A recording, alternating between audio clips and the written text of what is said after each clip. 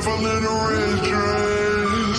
Call 911, I'm a killer. You know I hate to confess. Bang, bang, got my hand on the trigger.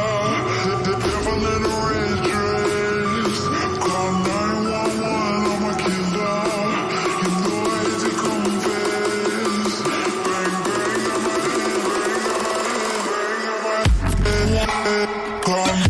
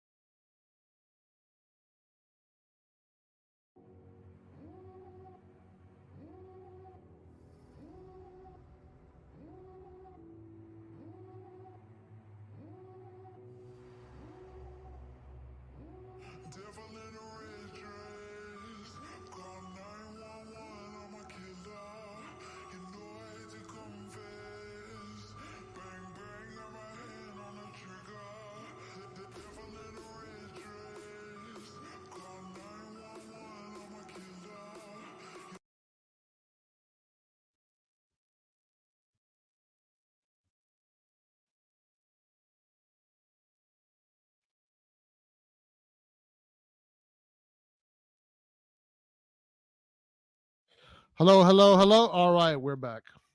Okay, guys. Sorry for that. Little bit of technical difficulties, guys. AI doesn't always work.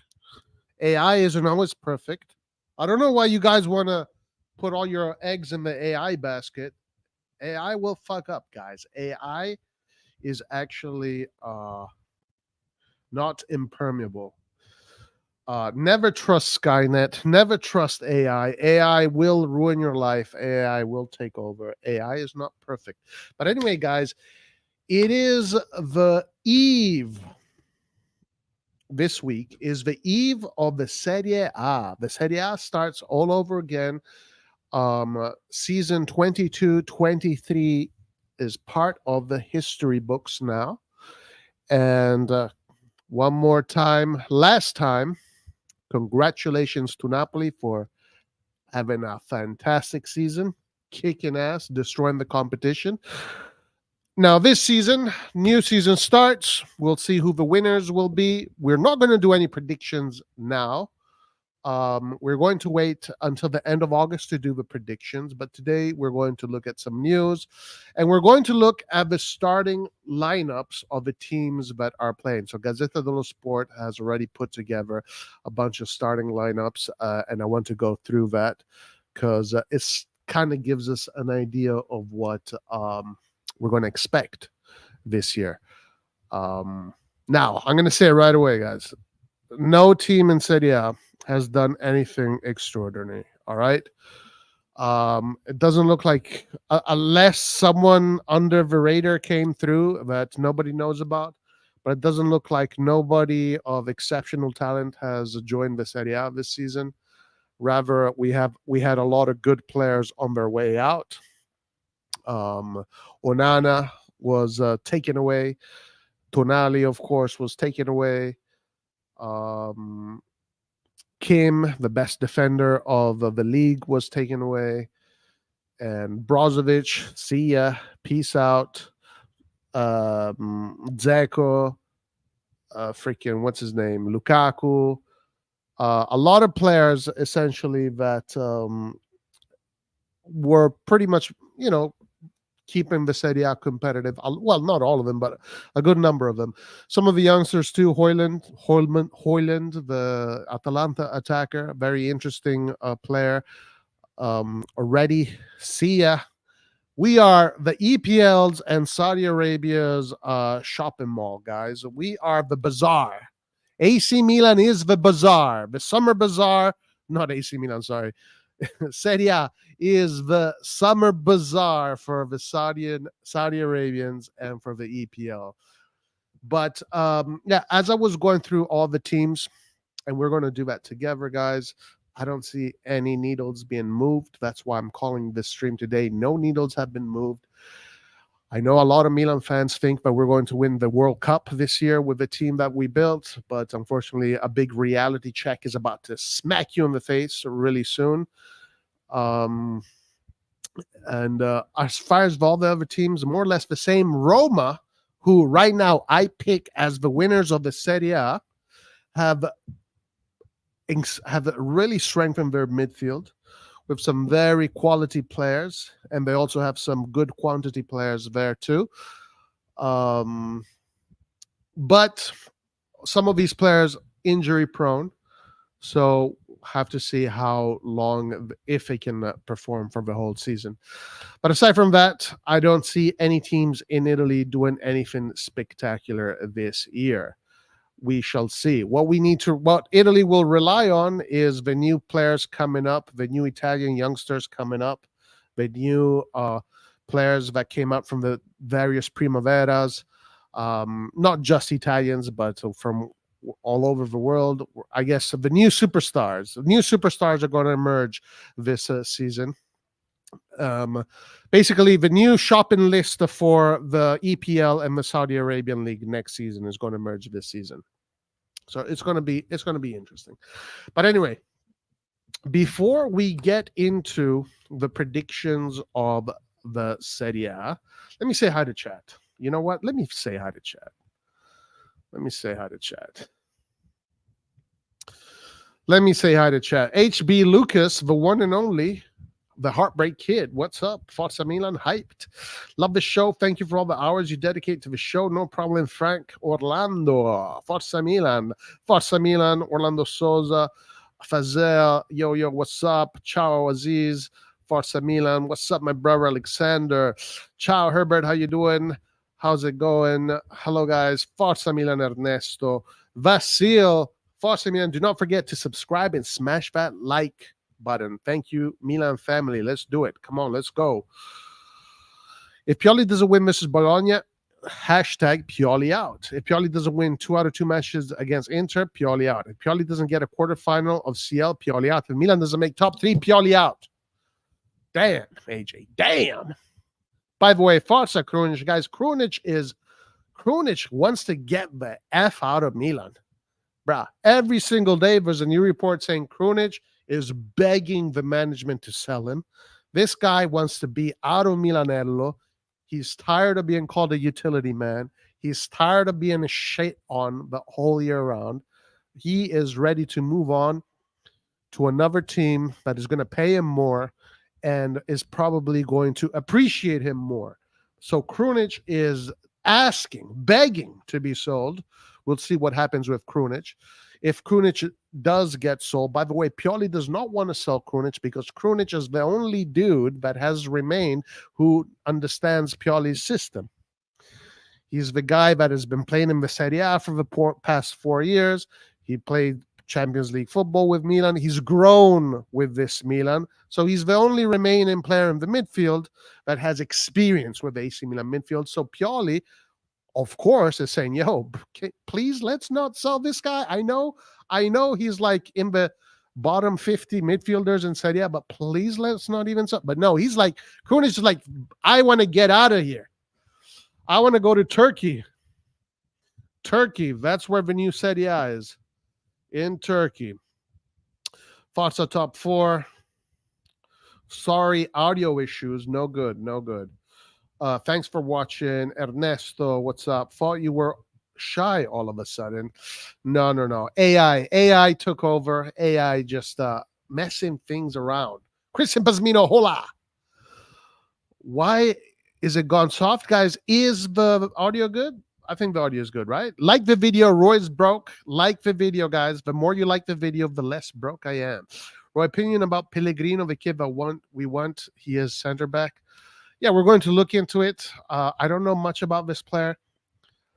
I mean, he's got an Italian passport. I swear, if I see another freaking report of some player from Mars that has an Italian passport, and that's why we're getting him, I'm just going to stop watching football. But yeah, we'll look into Pellegrino and whoever he is, another unknown guy with an Italian passport. Yo, Roy, ¿cómo estás? Estoy bien. What's up, Amir? How you doing, bro? How you doing? Broya or AKTK? Ooh, good. Neither.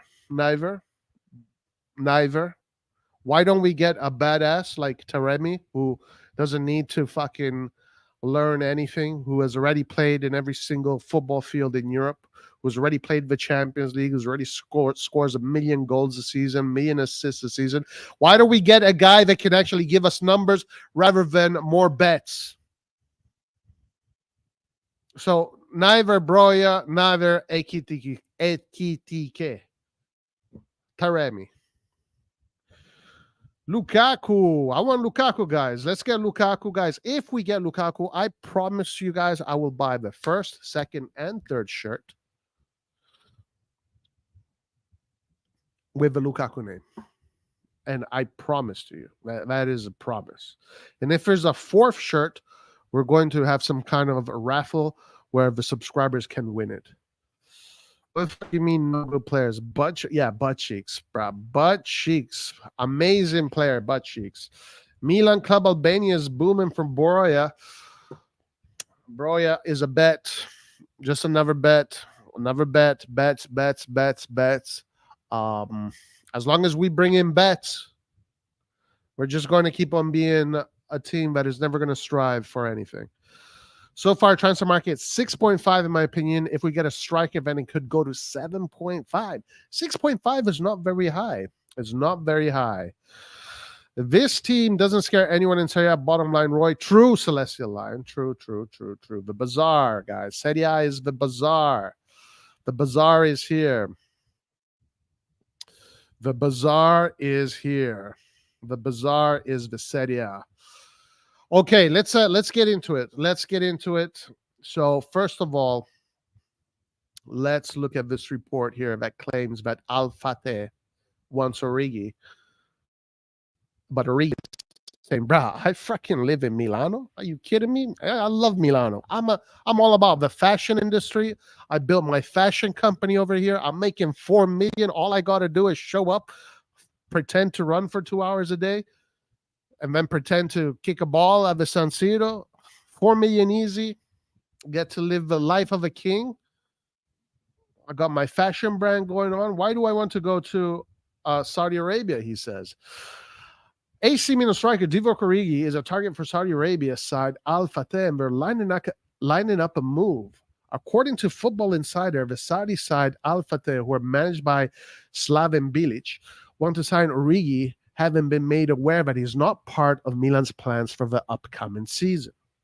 The Rossoneri are keen to offload Origi after just one season at the club, following his arrival from Liverpool on a 4-year deal last summer. Guys, we had people in this community that were ready to bet their whole fucking life savings that Origi last year would have scored 20 goals in the Serie A just because he had a few good games in the EPL for Liverpool and a few good games in the Champions League. Just so you know, there were people in this community that busted my balls all season telling me that Origi was going to come to Italy and do the same numbers as Shevchenko did with Milan his first season. Just so you know. Given he struggled to stay fit and scored only twice. Wow. Well, at least Origi 20 was close. It was Origi 2. You got the 2 part, not the other 0.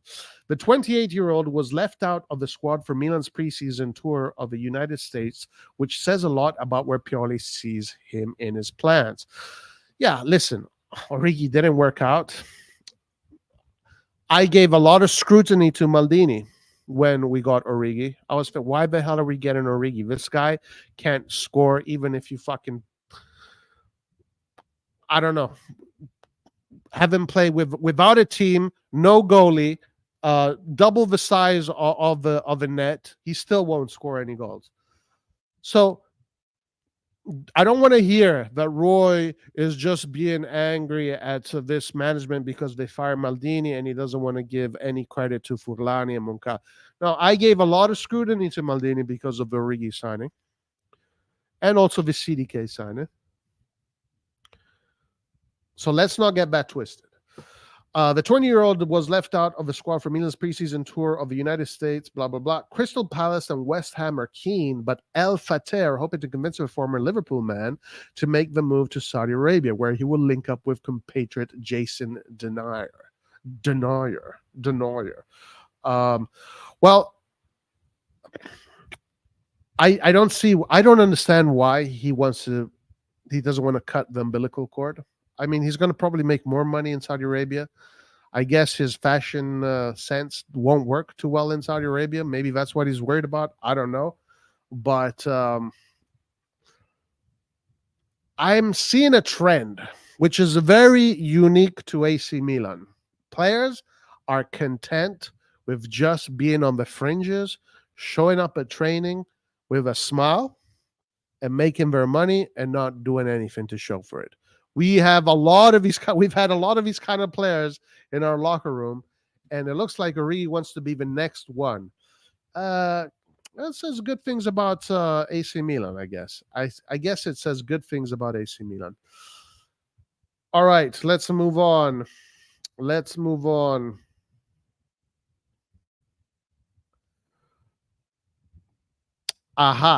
a little bit about Bartesaghi, and I want to know what you guys think. So, guys, we saw this player play against the big teams in the US tour. We've seen him a little bit in these friendlies. Of course, the friendlies don't say much, but he did have some very good moments. Now I know that he from the day this man was born, he's flawed. He's flawed from birth because he has an Italian name and he was born in Italy and he's Italian. So that makes him flawed by nature. And in AC Milan, if you're Italian, you're not welcome. You need to get the fuck out of this club if you're Italian. But if Milan does have a change of heart for once in a while, I do think that this player should stay. I think it will benefit him to at least do this season as the deputy of Teo Hernandez, because he can also play in the center, and he also can play on the left, so he can do double duty. And yeah, defensively, this guy's a beast. Now, offensively, we haven't seen anything. I don't think did we even see him play as a fullback.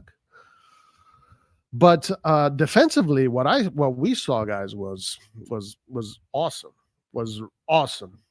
So let's see what it says.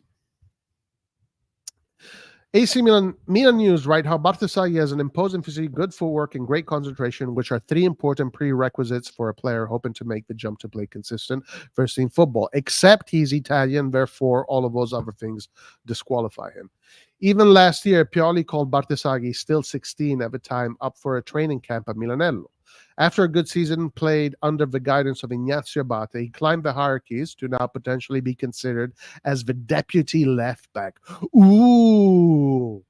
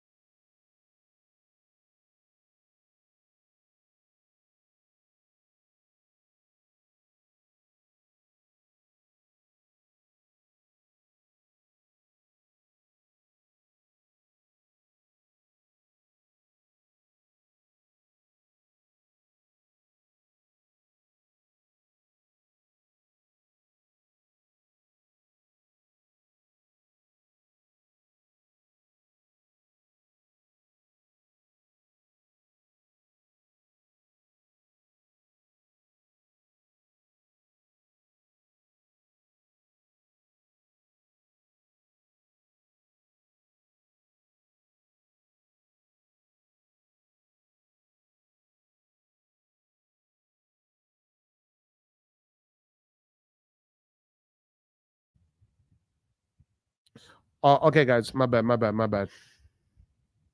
All right, I'm back. Okay, so here we go. As I was saying, so this young Argentinian kid, Bartesaghi, Rodrigo Juan Carlos Bartesaghi, he's he's a kind of player that we need to keep, right? Why buy another 23-year-old, a 24-year-old, if he's going to be playing for 90% of the season, right? If why get another Balotelli? We don't want another Balotelli. We don't need another Balotelli. We already have a young, strong Argentinian coming up from the ranks, and he's young. He's only 18, going into 19. So this is a good learning experience for him to train with the first team, travel with the first team, get his chances when they're, he's going to be given, bones. They're going to throw him bones on the floor, and whenever those bones are thrown on the floor, he has to eat them. He has to chomp them. So I think we should give this kid a chance. He's perfect for us. We really like what he did in the summer. He's not Italian. He's Argentinian. Remember, guys, if you see Moncada and Furlani, just tell him that Bartesaghi is Argentinian. Okay? Tell him he doesn't even have any Italian ancestry. Juan Carlos Rodrigo Bartesaghi, Argentinian with Spanish descent. Okay? Zero Italian in him. And he will stay. He will definitely stay. If you tell Moncada and Furlani he's Argentinian, they will keep him, guys. They will definitely keep him. So I'm all for this player. I like what I saw. I think if Moncada and Furlani had any football sense, which I know they don't because they're freaking amateurs, they would keep him. But let's see. Pioli is probably, the other thing is Pioli is probably being, greedy. He wants ready players. He wants champions. He doesn't want another kid that he needs to teach and grow. But I don't know. Let's see what happens. I'm all in for the Bartesaghi operation. Okay, so let's see. Let's talk about this defender that Milan is being linked with. Where is he? Pellegrino. This guy right here. AC Milan seemed to be serious about trying to sign Marco Pellegrino from Club Atletico Platense, and the president of Argentine club is even reportedly due in Italy.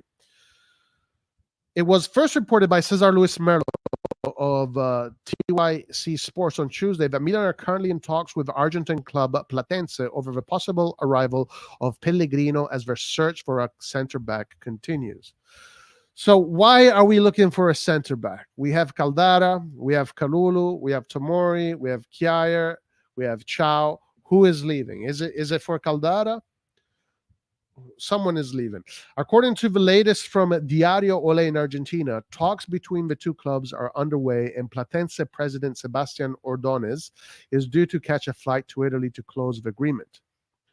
Ordonez himself is carrying out the negotiations and could meet with Antonio D'Ottavio, Milan's sporting director, who in the next few hours to advance the talks.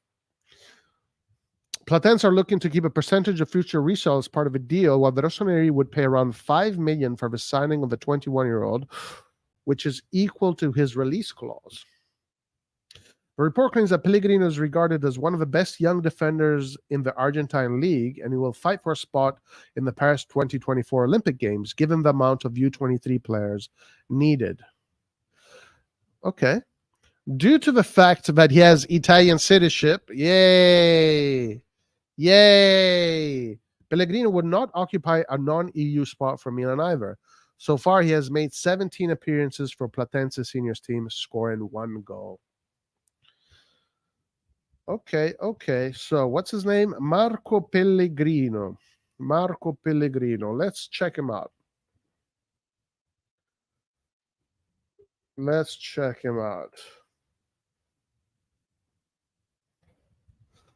So first of all, guys, who do you think he's being subbed in for. Who is going out? Obviously, we cannot keep all our defenders. Last I heard was that Caldara was staying, right? Wasn't there a report saying that they're going to keep Caldara? Because Kjaer is at, well, first of all, Kjaer is not ass. That's a terrible take, Ernesto. Kjaer is still the captain of the Danish national team, but he is definitely going. Bro, he's 33 years old, my man. That's not old, okay? All right. How is that old? Maldini, when he freaking retired from football, was 41. Kjaer is not old at 33. All right. He's not old. Messi won a freaking World Cup at 35. Was he old? Was he too old to win the fucking World Cup?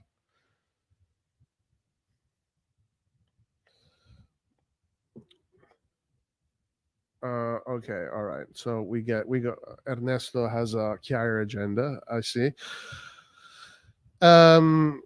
Chao might be going to Real Madrid. Yes, the agent of Chao is looking at this club and is seeing who's in charge of this club, and he is embarrassed to tell his buddies when he goes out that his player plays under Jerry Redbird. So he's asking Real Madrid if they're interested in buying Chao. But I don't think that's going to happen. I think Chao is going to stay with Milan. I think that's a really, I mean, they would have, Real Madrid would have to give us a really good offer. But anyway, who is going out? It has to be Caldara. I mean, it could be Kjaer, but are we really subbing Kjaer in for a 21-year-old? Like, are we trying to be a fucking kindergarten team here now all of a sudden? What's going on? Anyway, let's see. You tell me, guys, in chat, who do you think is going to be going out? Obviously, one defender here is on his way out. If we're about to sign Pellegrino, that means that a defender here is going out for sure. You guys tell me who you think is going out. Krunic on his way out. How do you feel about that, Roy? I don't blame him. He wants playing time. He wants a better money. He wants better contract. Now that Milan is desperate to put a midfielder, going to use him. No, it's just that someone has offered him a better contract and more playing guarantees, because Krunic probably feels that as soon as Benacer is back, he's back on the bench. He probably is tired of being called a utility man. He wants to be a starter, and he wants to make more money. So I get it. I understand why he wants to leave. How is Caldara still at the club? Yeah, I don't know why Caldara is still at the club. That is a question to be asked. Di Marzio, for the center back position, Konstantinos Kaulerkis is Milan's first choice. PAOK is asking 10 million plus bonuses, but both sides are working to bring the price down. I respect Kjaer for what he'd done against Napoli, but it's over. We need a better center back. Okay, all right. Okay, let's check out Marco Pellegrino, since this is the one that seems to be Marco Pellegrino, Platense. Here we go. So, no, this is not the right guy.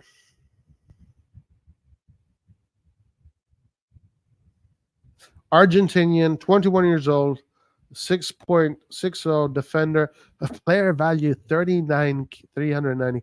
Okay, so the season he had a 6.99. So he plays in this area. Okay, so who plays? Okay, so it's not for Kjaer, because Kjaer does not play in this area. Obviously, it's not for Kjaer. Who plays in this area? Tomori plays in that area, and the other guy is. I mean, it used to be Gabbia, so now I guess it is for Caldara. Maybe it is for Caldara.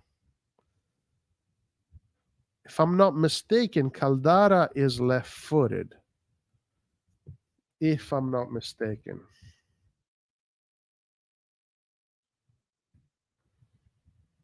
No, Caldara. What the fuck, you, Hakan? Hakan Çalhanoğlu. Caldara is right-footed, so there you go. Did Chiara play in that area? Chiara plays on the right.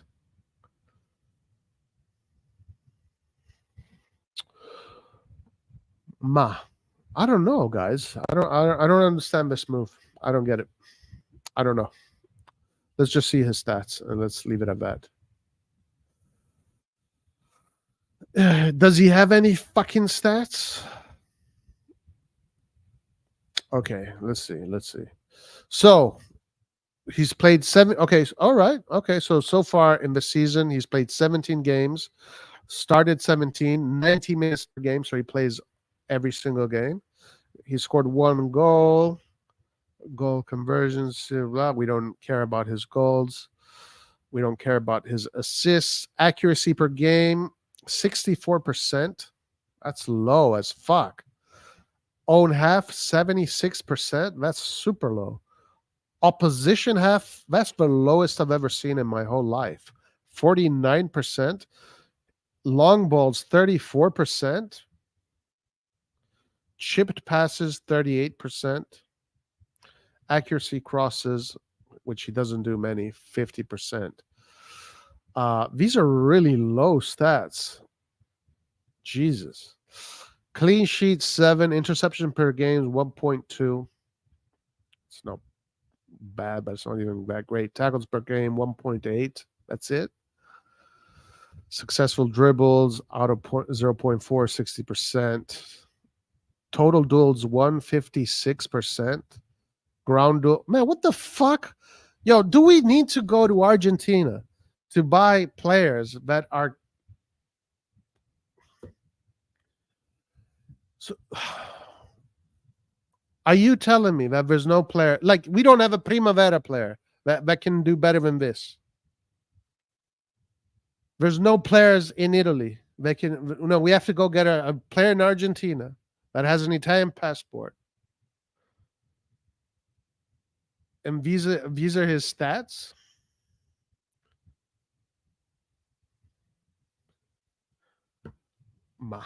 I don't know. I don't get this team, dude. I don't understand this team anymore, guys. I'm about to quit. I'm about to quit, guys. I don't get this team. I don't understand this team anymore. I do not understand AC Milan anymore. Kjaers is and always will be a legend, more than a footballer. He's a hero. A good Saudi deal for Kjaer. Don't know. I think the idea is to make Kalulu a right back, so after getting rid of Caldara, get another center back. Maybe actually, maybe that could be it. Kalulu is... Yeah, maybe Kalulu is going to be deployed mostly as a right back this season, which means, I mean, that could be a solution. I think this is a future move. Okay. Anyway, the disappointment continues.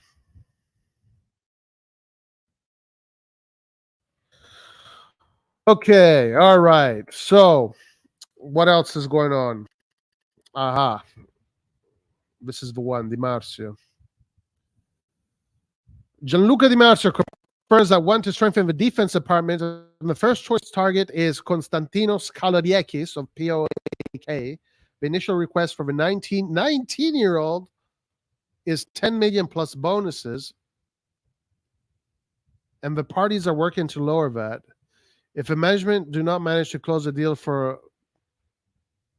Oh, man, whatever his name is, Milan could return to Marco Pellegrino. Wait. What are we? What is this? What are we doing?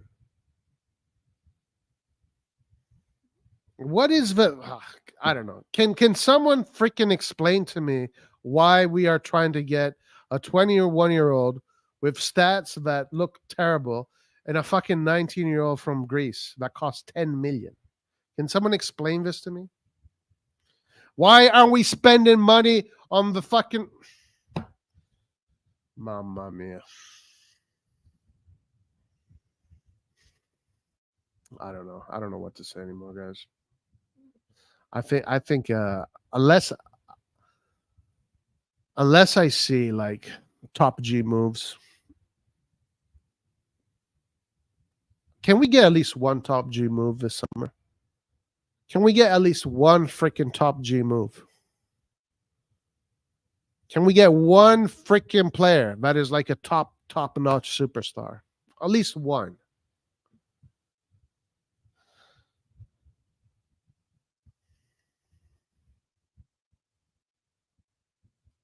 Amazing.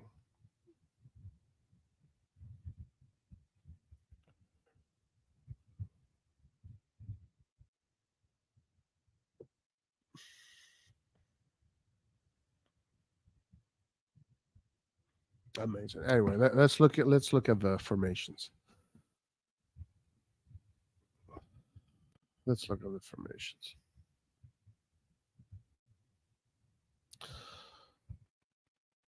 Actually, let's check him out on Gazzetta dello Sport.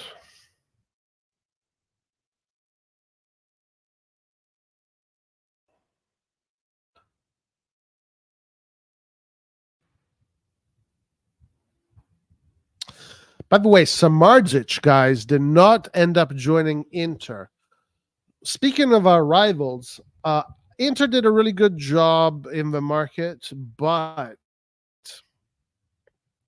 it was so far there's something left to be desired. Now, of course, the market, there's still 2 weeks until the end of the market. And in these 2 weeks, anything can happen. Guys, Napoli last year won the season in the last week of the market when in one swoop they brought in Dombele, Raspadori, and Simeone. And all of a sudden their team was complete. So watch out for the last week of the market. Hopefully Milan is going to be the team this year that is going to do something special. But do not count out Inter until the end of the market, and do not count out any of the other teams, especially the bigger teams like Juve, until the end of the market.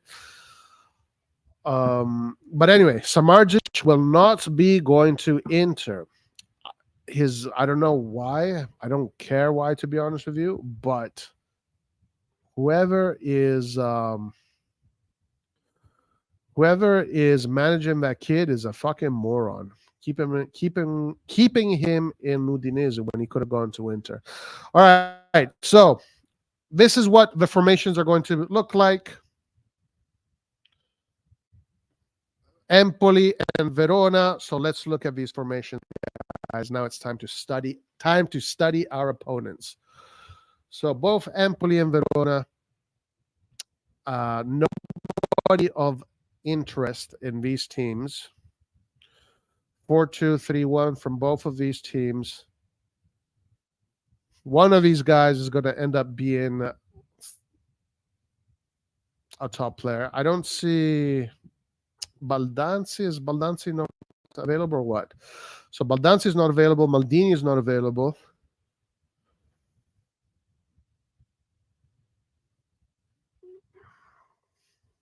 Okay. Saponara now is with Verona.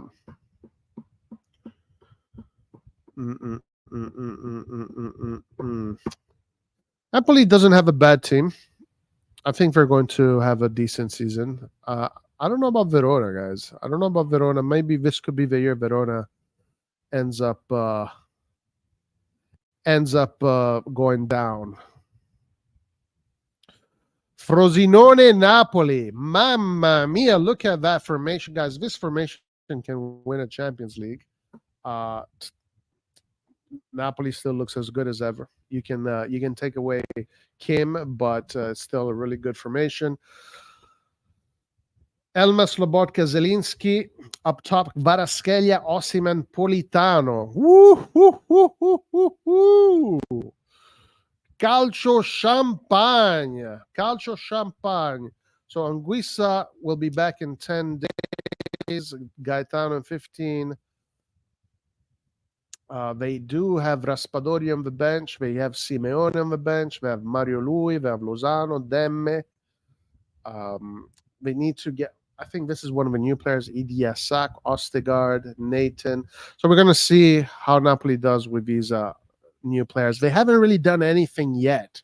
But again, Napoli's big uh, thing that changed their season was the last week of the Mercato, bringing in Dombele on loan, and then Raspadori and Simeone.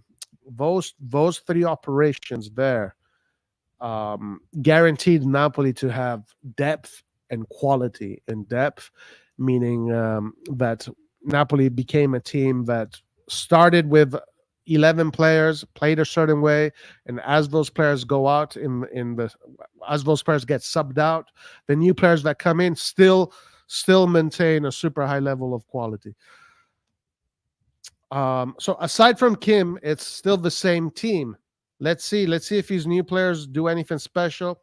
I don't know, but and we have to see if Garcia is the same. We have to see if Garcia is going to do the same. But he's going to play with a 4-3-3, and he's pretty much playing the same way that Spalletti was playing. I don't think we're going to win the Scudetto this season. I think this season they're not going to win it. I don't think they're going to do a repeat. But let's see. We'll see at the end of August. We'll do that. Frosinone look like shit. We're probably going to get relegated. I don't know who the hell. I don't know.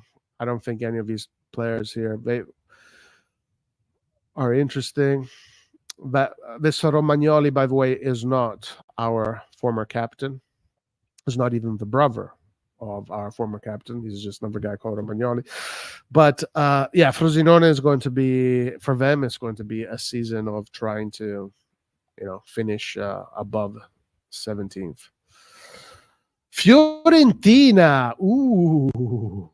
Genoa, Fiorentina. Mamma mia. Fiorentina looking like a pretty good team defensively. Dodò Milenkovic, Quarta, Biraghi. Artur Mandragora. Artur should bring in some level of experience and quality too. Mandragora is also quality. A little bit unbalanced, I would say, this team. This team is very unbalanced. Wow, this team is super unbalanced. Who is the coach? Italiano. Okay. Yeah, this team is extremely offensive. None of these players are really ball winners.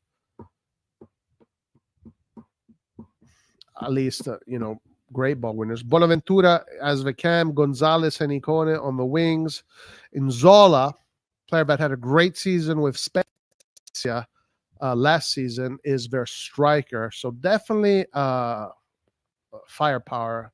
They brought in some firepower. Kwame is not available. Castrovilli, who was sold to an EPL team, but that operation didn't go through. Amrabat is their muscle, but I guess he's not playing because he is on the verge of being sold, maybe. I mean, they have Sotil, they have Beltran, Brecalo, Duncan, Jovic. Fiorentina has a really good team. They have a really good team. They should have a good season. They should be a tough cookie to beat. But if this is how they're going to play, bruh, they're going to get their ass whooped because this is way too unbalanced. At least against the bigger teams, he can't play this way.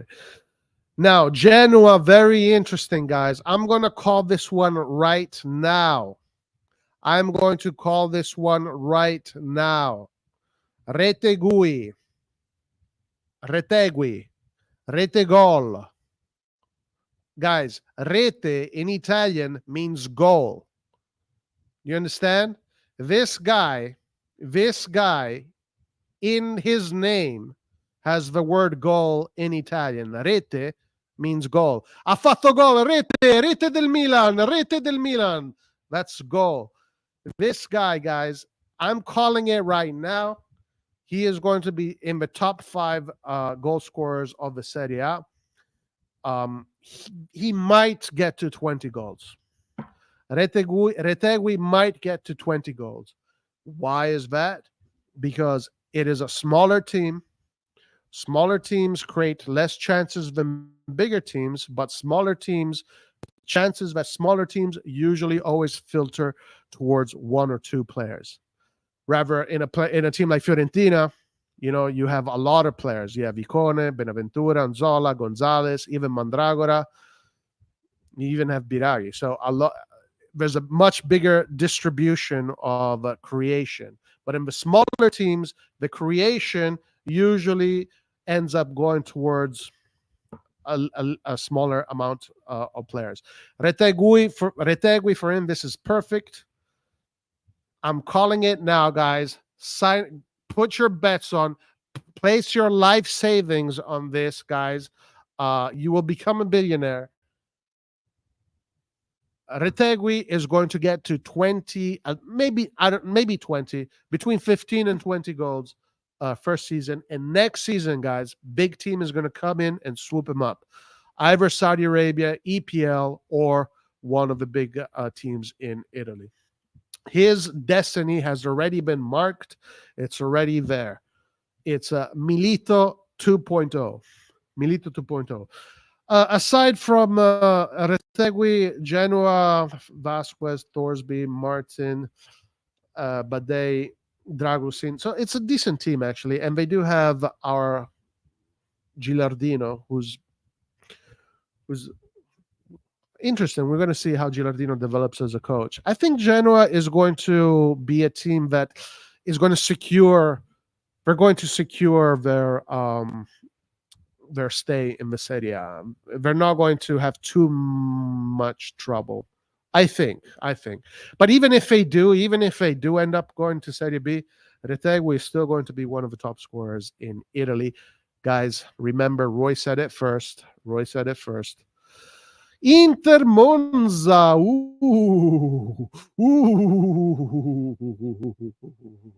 Inter Monza. Inzaghi versus Palladino. Wow. Okay, so Inter. Sommer, Bastoni, De Vrij, Darmian. In theory, very good defense.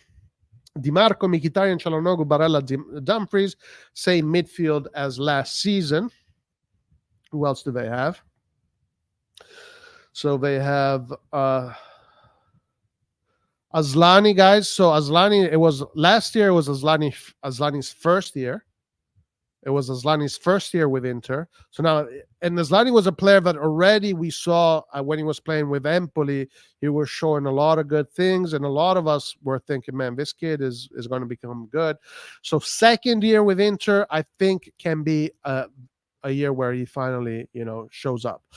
Then they have Cuadrado, a good player coming off of the bench for sure. Sensi has had a fantastic preseason, top level midfielder. Unfortunately, this guy, he fucking a gust of wind will fuck him, injure him for 5 months. He's the most fragile player that has ever existed.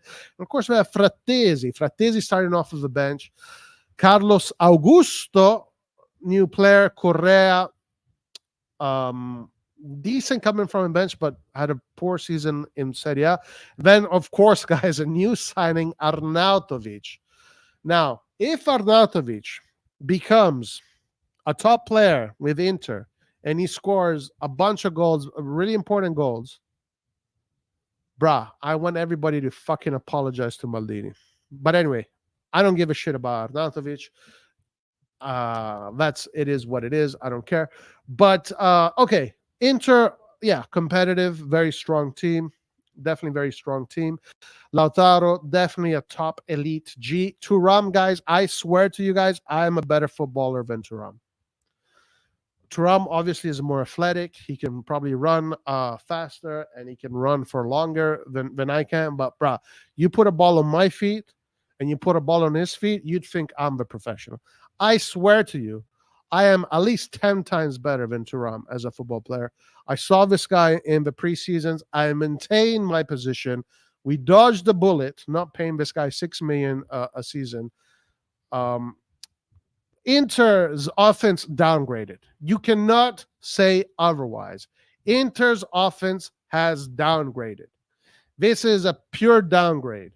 Thuram, Arnautovic, from Thuram to Arnautovic to Dzeko and Lukaku, it is 100% a downgrade.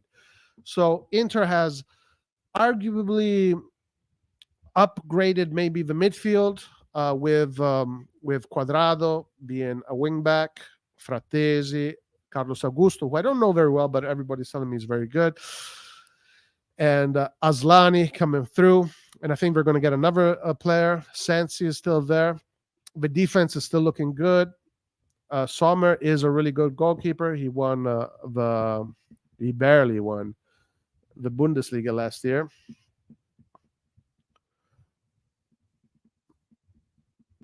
Yeah. So Inter, you can't say that Inter is stronger.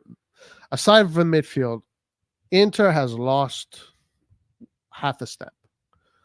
Unless Thuram ends up scoring 20 goals, 15 goals, and Arnautovic comes in clean.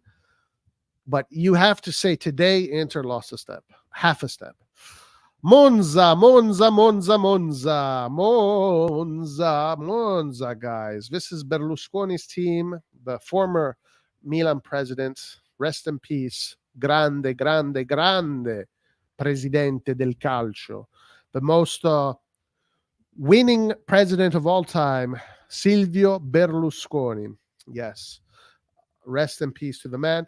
So who do they have? Maric. They play this 3-4-1-2. Very interesting formation, very modern formation. We saw them play against us in what you call it, in the Trofeo Silvio Berlusconi. It's a decent team.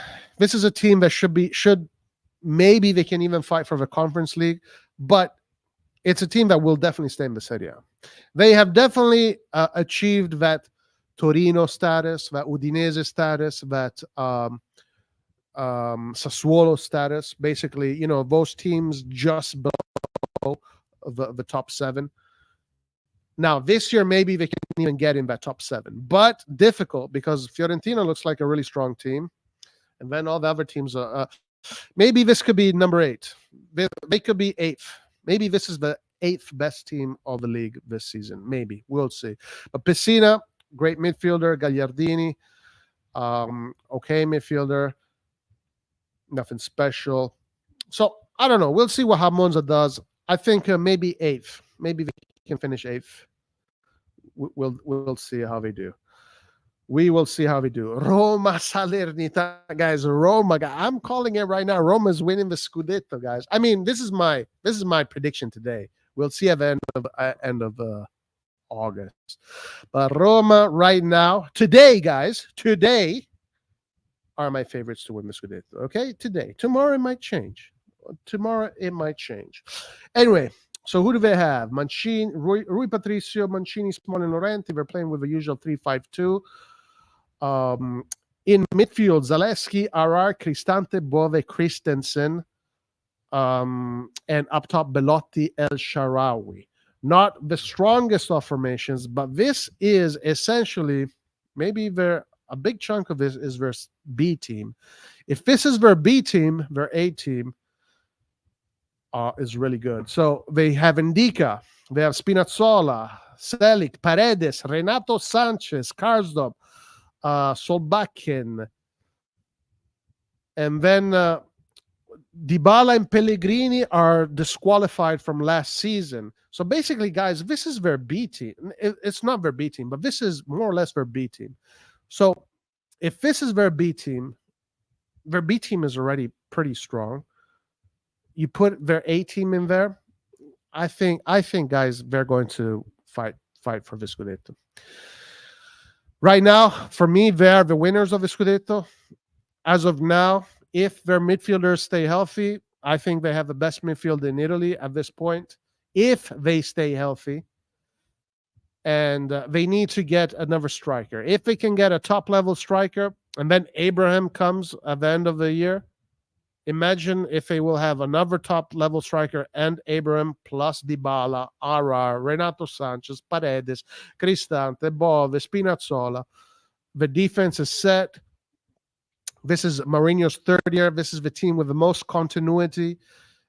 It is the team that is maturing. Now they have the flower is blooming. So let's see. For now, I say they're the favorites to win the Scudetto. And it's not going to be the prettiest football, They're going to be the Scudetto winners because this is the team that is going to concede the least amount of goals. That's why they're going to be the Scudetto winners. They have the quality to win the games, but they also have the solidity to not concede goals. And that's going to be the key. We'll see. We'll see about that. Salernitana, Salernitana, Salernitana. 3-4-2-1. Okay, they still have Grandpa Candreva there. Koulibaly. They have two Koulibalys in the midfield. That's really cool.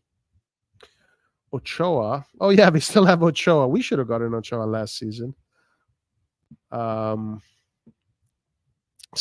should be a team that finishes, I would say, somewhere above.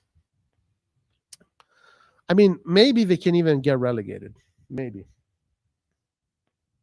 They actually could get relegated, actually. But I don't know. I think they might finish above the relegation zone.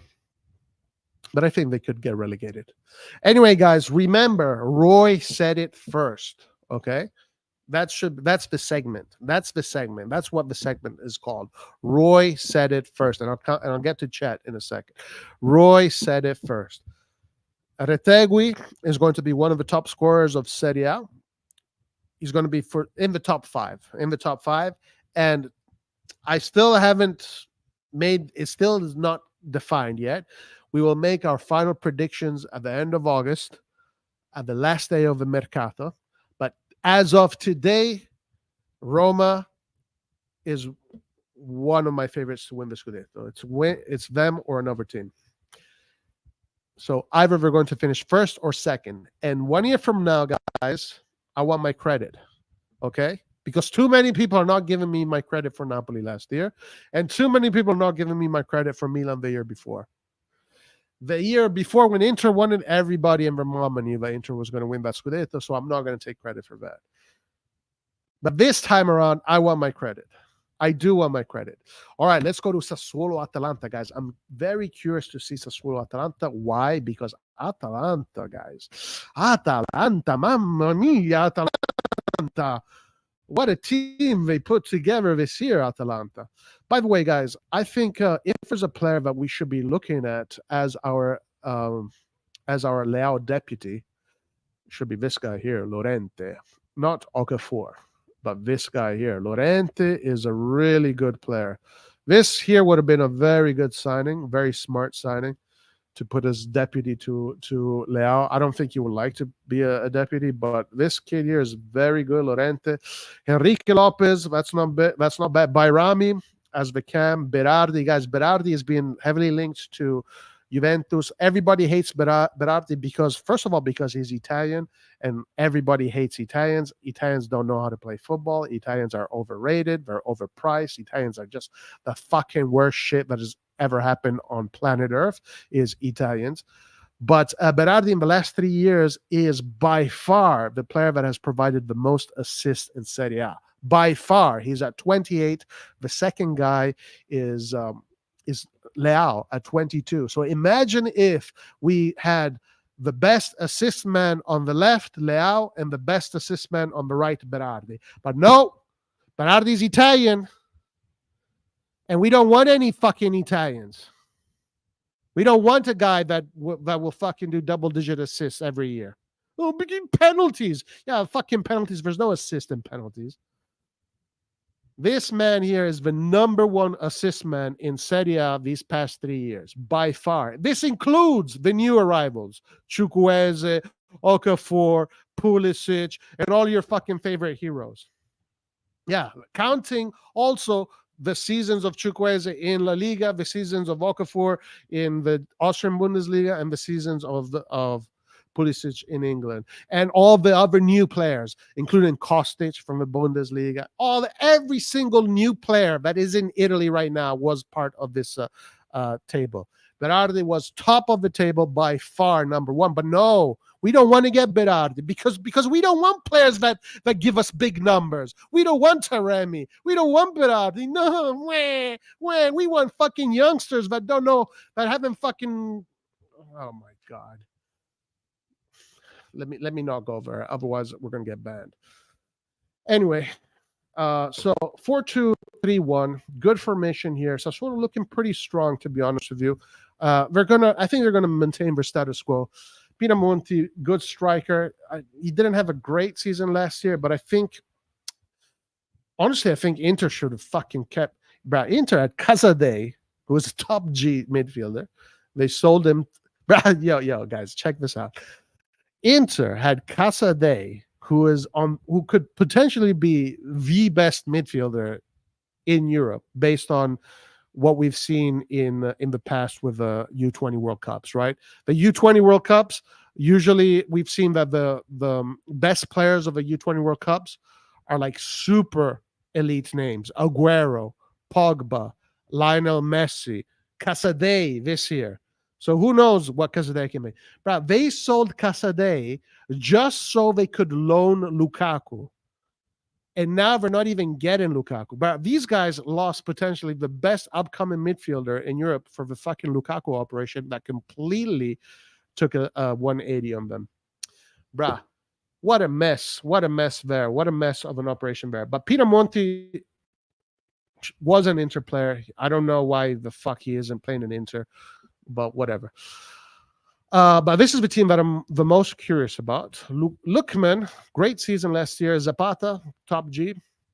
Darun Koopmaners, very strong midfielder. Zapakos, I mean, he's Italian, so fuck him. Pasalic, good player.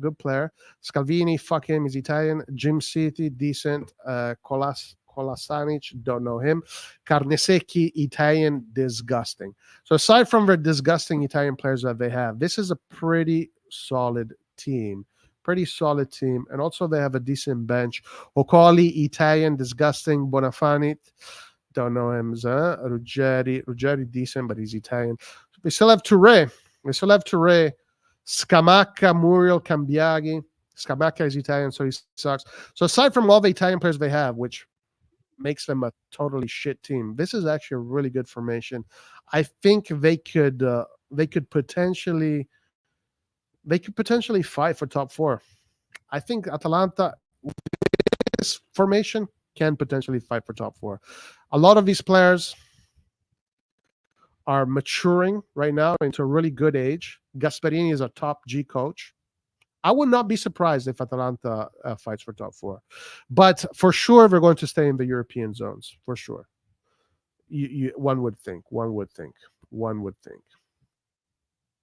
Anyway. Aha. Lecce Lazio. Wow, guys. Lecce Lazio. Mamma mia. So let's see. Baschirotto. That's Paul's dude. Baschirotto, WWE wrestler, plays defense. Ramadani. Lecce has a decent player. Strafezza, very interesting. Brazilian playmaker. He's going to play as a false nine. Banda was very good last season. I remember Banda. He was very good last season. Very good. Lecce should be able to stay in Serie A. Well, I think it's gonna be tough for them. I mean, they barely made it last season. Thanks to our boy Colombo. Well, not thanks to him, but he scored that penalty that allowed them to stay in the Serie A. But they made it by little. Maybe they can do it again, but I think it's going to be a dogfight for them as well. But what about Lazio, guys? I'm looking at this Lazio formation, and I'm saying, damn, this is a good formation. This is a fucking good formation. So first of all, they have probably what is one of the best coaches in Italy, Sarri. Defense, Lazzari, really good. He's Italian. I know he sucks. Casale, really good, but he's Italian. He sucks. So Romagnoli, Romagnoli, not only is Italian, but he was a Italian that played for Milan. Bruh, this is the trash of the trash of the trash. When trash throws out trash, that's what trash throws out. Italians that played for Milan. Romagnoli. But Lazio last year finished, I believe, second. Were they second or third? I can't remember. I think they were second. So they had a really good season. And what their success was based on their defense. Very solid team. Very solid team. Of course, they lost a player that provided 20 goal contributions, which is a shitload, which is Milinkovic Savic. Milinkovic Savic, double digits goals, double digits assists. Like, that's a lot. 20 goals just from 20 goal contribution from one player, that's a shitload. So that's the big question, how are they going to handle that? The offense here is top level for the Serie A. Zaccagni, I mean, aside that Zaccagni and Immobile are Italian and all Italian players are shit, but Zaccagni last year was maybe him, Vice Verasquilla, and Leao were the best left wingers. I mean, Zaccagni was he finished above Leao. I'm not saying Zaccagni is better than Leao, but Zaccagni is there. He's in the conversation. He was definitely top three in that. If you think of who are the best left wingers of last season, it has to be Vice, Verasquilla, Leao, and Zaccagni. Maybe in that order. If you want to change the order, you can change the order, but probably that's the most objective take. So we're still, this is a top level offense. Felipe Anderson, he's got the quality. Immobile, he's going to score all his goals. Doesn't matter if they're fucking penalties. Get that stupid narrative out of your head. Whoever has, but he scores penalties, brah. If you fucking don't count penalties, Messi loses a quarter of his goals. Ronaldo loses 20% of his goals. Pelé loses 20% of his goals. Maradona, bro, what is this stupid fucking narrative that because a player scores penalties, we don't give him credit? Jesus, I freaking hate life. All right. Anyway. So let's look at Lazio's bench. Kamada, Basic, Gonzalez, Isaacson. So we were linked to Isaacson, a guy that did well in Denmark. We weren't too satisfied if we would have gotten him. I think him and Chukwueze were more or less the same. Maybe Chukwueze a little bit better, or more guarantees from Chukwueze because he comes from La Liga. He already won European competition with Villarreal. But it was either Isaacson or Chukwueze. So they got Isaacson and they got Kamada. So they got two players that we were linked with. Yeah, so they have a really good team to fight for the top four. For sure, they have a good team to fight for top four. I don't think they have a lot of depth. So most likely, like they always do, they're going to shit on Europe and just focus on Italy. The big question is Milinkovic-Savic. What happens to Milinkovic-Savic? What kind of hole does Milinkovic-Savic leave in Lazio? But good team. Udinese Juventus. Wow. Some people say that Juventus is my favorite team, bro. Juventus is not my favorite team. I don't give a shit about it. Just because I don't give a fuck that they cheat and all this shit. I don't tribalism to me in football in Serie A is bullshit. I don't give a fuck about tribalism in football, all right?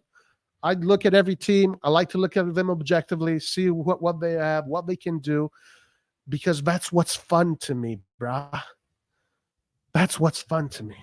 Okay, let's start with Udinese. Udinese, mamma mia, Udinese. 3-5-2. Sotil, he started the season really well last year. Silvestri, Mazina, Biol, Perez. They did lose that Brazilian defender that always gives us shit. Can't remember his name. The midfield, man, bro, I have no idea who these players are. Zemura, Lovre. Oh, dude, this team would make Jerry proud, guys. This team would make Jerry and 90% of the Milan fans proud. I think there's literally no Italians, zero.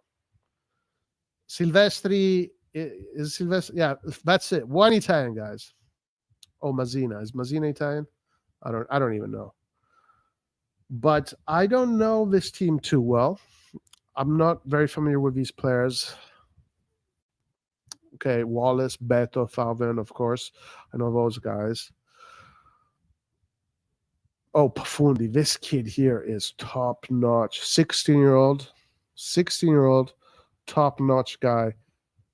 This kid here is going to become like a Roberto Baggio in a few years. Delofeo is not available.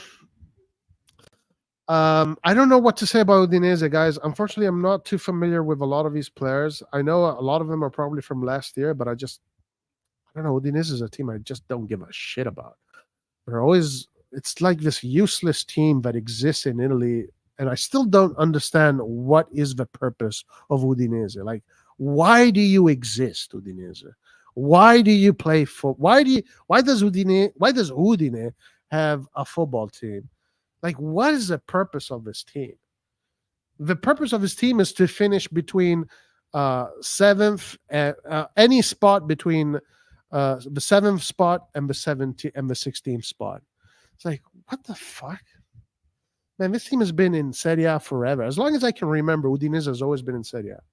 But they only had that one period where they had like Sanchez, Di Natale, and they had a good squad. They were in the top four. But other than that, Udinese is the most useless freaking team. The only purpose of Udinese is to bust our balls because every time we play them, it's either a tie or they fucking win or some bullshit like that.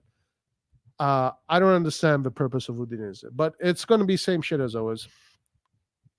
You don't even need to analyze Udinese. It's going to be the same shit as always. Defensive team, big guys, tall guys, athletic, shit football. They're just scraping by. Yeah. All right, let's go to Juventus. Now, Juventus is my other team who I say are favorites to win the Scudetto. Roy's a Juventino. Here we go. Roy's a Juventino. Now, let me say why I think it's either Roma or Juve. Juve, because Juve will only be thinking about the Serie A, which is a huge advantage. Guys, we see it. We've been, for anybody who's been paying attention, we've been seeing this with Milan for years, decades. What it means to be competing in two competitions. When we won the Scudetto a few years back, we were eliminated from all European competitions, and from January to the end of the season, we only had one thing in mind. The coach only had one puzzle to figure out, and was the Serie A puzzle. You don't need to worry about your rotations. You don't need to worry about managing your players left and right. No, you have your best formation. You play your best formation every single fucking game, and you're set. You're good. So not only Juventus already has a squad, a roster that is capable of winning the Serie A, like other teams too, but because they don't need to worry about depth, which they already have a lot of depth. That's the thing. Juventus has a lot of depth, but they don't need it. They don't need the depth because they're not competing in Europe. So Juventus have ironically set themselves up in a very good position to win the Scudetto this year. Of course, guys. Now I know everybody hates Juve, and they're gonna say, "Oh, Allegri plays." Yeah, I agree. Allegri plays the worst fucking football that anybody has ever seen in the history of this game. I agree. I agree with you. Allegri is shit. Allegri is the man that ruined football. Yeah, football is dead because of Allegri. I know, but guys, unfortunately, scoring against Juventus is very difficult. If we only look at Juventus's season from the second half onwards, Juventus was the team that accumulated the most points. So basically, the second half of the season, Juventus were the champions of the second half. So this is a team that will get the job done. They will beat the Torinos. They will beat the Veronas. They will beat the Genoas. They will beat the Sassuolos. They will beat the Salernitanas, the Frosinone, the Cagliari, the Monza. All the teams that they need to beat, they will beat. The teams that we can never ever fucking beat, they will beat those teams easily. So they will accumulate points. And again, because they don't need to worry about Europe, their players are going to be fresh for the big teams too. So I say, watch out for Juve this year. Roma and Juve, for me, are the two favorites for different reasons. Roma, because the project now has reached its full fruition almost. But we just got to wait and see what they do in the mercato in these last 2 weeks. And Juventus is a project that has had continuity. It's the same coach for the past 3 years. It's the same players for the past 3 years. We're just adding a few players here and there. Well, so they're not. There's no revolutions here. They might bring in Berardi in the mix as well. Now we'll see. Let's look at this formation: Szczesny, Danilo, Bremer, Gatti. Yeah, fucking. This is the Brazilian defense, and that's Gatti, Italian international. George Weah's son, who is okay, whatever. Miretti, Locatelli, Rabiot, very solid midfield. Not a lot of quality. Miretti provides a little bit of quality, but not a lot of quality because Allegri is allergic to quality. Kostic is provides a lot of assists, and then if Vlahovic learns how to fucking play football, he's gonna score. And then Chiesa is a top G, And then if we look at their bench, Perin, Alexandro, Rugani, Cambiaso guys looked really good, by the way, in their preseason. Ealing, Solé, Milik, Keane. Yeah, these guys have only the Serie A to worry about. So watch out for Juve. Watch out for Juve. They are Roma and Juve are my two picks to win the Serie A. I'll tell you exactly who I think it will be the end of August. Okay. Torino Cagliari. Woo hoo hoo hoo. Champagne, guys. Top level football. Torino Cagliari, guys. Where are the pay-per-views? Everybody's going to buy this game. Okay, so let's check out Torino first. So they're playing with the 3-4-1-2. Juric. Good coach, Juric. Sanabria, Radonjic, Blazic. Decent attack here. Decent, not too bad. Voivoda, Ilic, Ricci, Bellanova. Bellanova guys that came from Inter. Buongiorno, Rodriguez. So Torino is more or less the same as last year. In theory, with the squad they have, they're probably going to be the same as last year. Somewhere between 10th and 15th, somewhere around there. Or maybe they can, maybe with this squad they can fight for more. I don't know. It's possible, but I don't know. I don't think they have to worry about relegation. I don't think so. Cagliari, on the other hand, might have to worry about relegation. Yeah, this team here wouldn't even scare a mosquito without any fucking wings. Scaffè. Okay, yeah. So I think Cagliari. Not that I know many of these players. I do know Pavoletti, of course. Aguello. I don't know. My guess is that Cagliari is probably going to be one of those teams in the dogfight for the relegation zone. My guess. Okay. Let's move on to the main event. The main event, ladies and gentlemen. The main event. Bologna versus AC Milan. AC Milan. Like Melone says the Milan.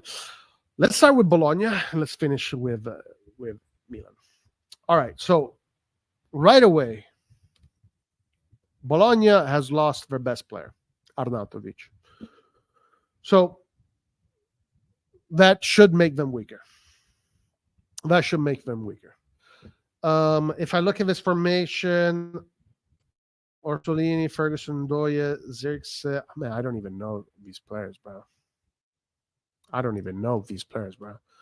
think if I came across these players down the street, I'd be like, who the fuck are you? You know, like, I don't even know who these guys are. Thiago Motta as a coach. I mean, Orsolini is a tough guy. You got to watch out for Orsolini. I have to see what Bologna is all about. I don't think they're going to be. I think Bologna might be a team that is going to. I don't know. I don't know. I think this is just my gut feeling right now. Gut feelings don't mean shit. I think Bologna is another team that might be in the dogfight for the relegation. Like maybe not relegation, but just above relegation. Uh, Losing Arnautovic is a big blow for them. Big blow. Big blow. Mm. But this is a team that is always difficult to play against. They are playing with a 4-2-3-1, but I presume this is going to turn into a 4-5-1 essentially when they play against us. This is going to be a 4-5-1. Okay, guys. So remember, when you watch this game on Monday, look at this formation 4-2-3-1, but then look at it. Actually, pay attention. It'll be a 4-5-1. They're going to close up everything. All right, so let's go to AC Milan. AC Milan, guys. Fucking Moncada, Furlani, cooking left and right. Cooking left and right. So let's look at our defense. Magnan, I say best goalkeeper in Serie A. One of the best goalkeepers in the world. Hernandez, one of the best fullbacks in the world. Tomori, Ciao Calabria. Solid defense, if protected by a good midfield. Solid defense. Now, I know that it could be Kalulu here rather than Calabria, so we got to see what's going to happen there. Some other formations are putting Kalulu there. The defense is, this is, you take out Chow, put in Kalulu, and this is the defense that won the league a few years ago. So in theory, this is a good defense. It should be more than enough for Xerxes. Fucking Xerxes, all right? If Tomori, Chow, Calabria, and Hernandez can't stop Xerxes, then they need to quit football, okay? So it should be more than enough to stop Xerxes or Solini, Ndoye, and fucking Ferguson over here. The midfield, guys, looks like the kind of midfield I would. This looks like Udinese. If I think of Udinese, I'd think of this midfield here. It looks like a midfield that maybe Sassuolo would have, or Udinese would have, or maybe Fiorentina would have. Yeah. Midfield to me is going to be a huge question. Obviously, against Bologna, I mean, Loftus-Cheek has enough experience to play against a team like Bologna, I would imagine. I mean, I know the guy has been practicing sitting down most of his career, and he's really good at sitting down and watching his teammates play from the bench, but he also has played a little bit of football here and there, and he's also played important games. He was part of a Champions League winning team. He's won the EPL. I mean, he should be good enough to fucking, have some kind of command in this game. Krunic is going to be the guard dog of a defense. So essentially, the way Pioli, his new formation, his new setup is 4 at the back, which becomes 3 because Theo Hernandez goes up. Calabria. Oh, actually, he also does this thing where the right fullback goes inside the field, and Loftus-Cheek on the right goes wide. So, guys, check this out. So he will take Calabria, or Kalulu, go inside the field, and basically become like a pivot midfielder. And then Loftus-Cheek takes the wide spot, and then he advances diagonally inside. So that's a very interesting tactical solution Pioli has been using. But Krunic is going to be the guard dog, so he's going to stay back. Simple football from Krunic, very simple football from Krunic. Reindeers is going to be the playmaker, so everything is going to run through Reindeers. Big test from Reindeers because he's never fucking played against a team like Bologna ever. In Holland, in the Eredivisie, teams like Bologna do not exist. That kind of football does not exist. It's like it's from a different planet. So Reindeers is going to face something very new for him. basically he's going to be playing against 500 defenders. So let's see how Rangers does. Everything is going to run through Rangers. He is the playmaker. Everything is going to have to run through him. Loftus-Cheek is the support, and he's going to do his incursions. We saw Loftus-Cheek do the incursions in the center of the box where he receives crosses. We saw that in the friendlies. I'm sure if I know that, guys, if I know that from my couch, I'm sure Thiago Motta knows that. So he's going to figure out a way to stop those incursions. But hopefully Loftus-Cheek, again, the guy has some freaking experience, should be able to get him some good positions. Leao is maybe the second or the first best left winger in Serie A. I mean, it's him and Vicha and Zaccagni. It's those three. But I know Zaccagni is Italian, so it's illegal. It's illegal to put Zaccagni in that category. Don't you dare put an Italian in that category. But Vicha, Vereschiglia, Leao are the two best left wingers. So Leao is a guy who has zero football IQ. He does not know how to string two passes together. But you put the ball on his feet into space, he will create. He will create, and he will provide a lot of assists, and he will score goals, and he will break the games for you. So, unfortunately, Leao's biggest weakness, which is one of Vicha's biggest strength, is that Leao is not a very good player when it comes to possession football, when it comes to coming back and passing left, right, and developing methodically the play. He's a player that he needs space. You give him space, he cooks. You give him space, Leao becomes Gordon Ramsay. And Giroud obviously can take a lot of advantage from that. So essentially, the two playmakers are going to be Pulisic and Reindeers. Pulisic, guys, I know I'm about to say something, and only one of you is going to agree with me, but I think Pulisic is better than Chukwueze. And I think that in the end, this season, Pulisic is going to be the starter over Chukwueze. The reason why I say that is because Pulisic is more of an IQ player rather than a player that attacks space. And he is a player that helps the team develop the play better. And when Pioli will have to make his choices, okay, am I going to go with a player that attacks depth, or am I going to go with a player that is going to give me better possession and better strategy? I think he's going to choose the strategy and possession. But he also does have Chukwueze if he needs. And also, we haven't seen Chukwueze yet. I think Pulisic is a better player than Chukwueze. And it's because, honestly, I know that people are thinking that Chukwueze is the next Maradona. I know people think that Chukwueze is basically a mixture of Cristiano Ronaldo, Messi, Zinedine Zidane, Roberto Baggio, Ronaldo el Fenomeno, and just a little bit of Bergkamp, and also a lot of Samuel Eto'o. Basically, Chukwueze is all of that, is all of those players together. I know a lot of people think that because they're the greatest geniuses of football, Moncada and Furlani, bought him.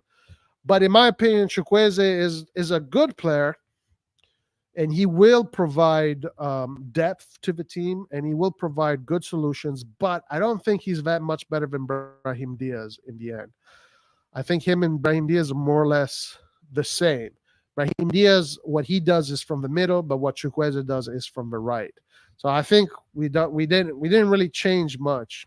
If we would have kept Brahim Diaz and not had Chukwueze, at the end of the season, we're finishing with the same amount of assists and same amount of goals. That's essentially what I'm saying. So, but I could be wrong. Maybe you guys are right. Maybe Chukwueze really is, Ronaldo, Messi, Ronaldo el Fenomeno, Rivaldo, Ronaldinho, Del Piero, Totti, all of these great players all in one. Maybe you guys are right about it. But I don't know. I think that Pulisic is slightly the better player, and Pulisic is going to be the starter this year. More experienced, more ready to play the big level games, being the captain of the USA. also, Champions League winner. I think Pulisic is going to be the starter in the end. And the Pioli out is going to be whoo. And of course, guys, we have Grandpa Giroud. Yeah, Grandpa Giroud should receive Calabria, Hernandez, Leao, Reindeers, Pulisic, Loftus-Cheek. All these players should have a few assists in them. So Giroud obviously got. Listen, one thing for sure, our football is not going to look special. Okay, that is for sure, because we do not have a center forward that allows us to play that kind of football. Leao is not capable of playing that kind of football. Pulisic tries. Loftus-Cheek tries. Krunic is not that kind of player. Reindeers maybe. Hernandez, if Leao has 1.0 IQ in when it comes to football, Hernandez has 0.5. So our football is going to look pretty predictable, I think. I think when our best football was when we had Kessi, Benacer, Tonali, and Ibrahimovic as our center forward. Ibrahimovic was the catalyst of us allowing to play some really pretty football. But we don't have that kind of brain in this team. But we should have enough talent to beat Bologna. I'm expecting Milan to beat Bologna. Actually, watching this formation, I think Milan should beat Bologna at least 3 goals, 3-1. This should be an easy, in my opinion, this should be an easy victory. This should be an easy win. I think Bologna is going to struggle this season. Now, of course, it's going. Well, actually, I take that back. It's the beginning of the season, so none of the teams are fully fit. So it's going to be scrappy. It's going to be a scrappy game from both sides. But I think we have the weapons to break down this Bologna. We have Leao, we have Hernandez. Giroud can put one in. Let's see how our midfield does. But I'm expecting Milan to win this game, guys. I'm expecting Milan to win this game. Now, today, this is not my final prediction. Today, I'm not putting Milan in the top 4. We will see at the end of the season. I'm sorry, we'll see at the end of August. At the end of August, we will fucking all here together do a nice prediction on who's going to win the Scudetto, what we think, what we see, what we saw. Right now, as of today, I see Napoli in front of us. I see Juve in front of us. I see Rome in front of us. And then I think I don't know about Inter. I don't know about Inter. Maybe Inter, Lazio, Atalanta, Milan, more or less all the same. More or less all the same. But Inter, the offense. I don't know. We'll see. We'll see. All right, guys. So that's the Serie A. This it's coming up, guys. I'm excited. Finally, we're back. We're back in action. This Mercato has been absolutely dog shit for me. I've hated every single moment of this Mercato. It's probably the worst Mercato I've ever seen in Milan history. I definitely did not get just because we sold Tonali and used his money to buy all these players, that was not impressive to me. That's not impressive to me. I thought we could have done much better. I don't think we've moved the needle at all. I think we're more or less the same as last year. But the good thing is that I don't think any other teams in Serie A have done much. So it's not like one team has completely like taken over. And I think it's more or less we're all there in the same boat. More or less, it's the same shit. It's not like we are behind or some other team is super in front of us. More or less, the distances are close. But my gripe is if we're going to spend 130 million, we're going to sell one of the fucking best midfielders in Europe. You fucking build a super top level team, my man. Don't fucking build me a team that doesn't give me the confidence of finishing top 4. You build me the fucking best team in Europe. Damn it. Standards, baby. This is Milan. This is Milan. Milan standards. All right. Okay. Anyway.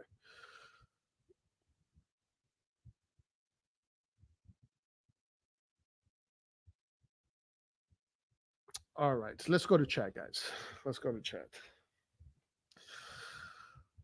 Worst mercato. What about CDK Origi ranks in the same mercato? Last year's mercato. Yeah, I think this mercato is more or less the same. It's more or less the same. Well, we had Chow. Chow was good last year. Yeah. Well, hey, listen, bruh. I know you don't think that. I think that. And I just want my credit. That all I'm asking for is I want my credit. Okay? Because I know exactly what's going to happen in 1 year from now. You guys are going to say, "Oh, bro, you never said Roma was gonna do so well. You never said that. You blah blah blah blah blah." Well, I mean, or what's the other narrative? Oh yeah, every year you say a team, and eventually you're going to guess it, right? Bro, I just want my credit. I want my credit when it'll come. Okay, that's all I'm asking for. That's all I'm asking for. Because I did not get my credit for Napoli. I did not get my credit for Milan. And I did not get credit. I fucking got the winner of the Serie A 3 years in a row. I did not get my credit for none of them. I mean, bruh, I was the only person on this whole fucking galaxy. And I mean it, the galaxy. Alpha Centauri, all the fucking stars that are around us. I was the only fucking person that said Napoli was going to win the Scudetto. Still, people don't give me my credit. I want my credit next year. That's all I'm asking for.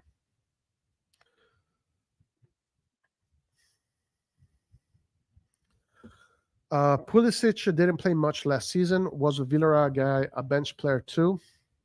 No, the Villarreal player was playing. He was playing. But I think, I don't know. I mean, right now, Pulisic is obviously above Chukwueze. Right now. Then we'll see how it goes. No. You better not disappear. You better not, because I've seen all the guys that were laughing at me last year. All of the guys that were laughing at me last year when I was talking about Napoli. Where are you guys? All of them got quiet. All of them disappeared. All of them disappeared. Where are all the guys that were laughing at me when I was telling them that Napoli was above everybody and they were going to destroy everyone? Everybody disappeared. Yeah, you were one of them, Paul. You were definitely one of them. Saleh 56. Yeah, of course he's a big G, bro. With Saleh makers, we won a Scudetto. We got back into the Champions League. He was very important for us in our Champions League run last year. By the way, where is Saleh makers? Let's check our bench. Let's see what our bench looks like. Sportiello, Mirante, Florenzi, Kalulu, Kjaer.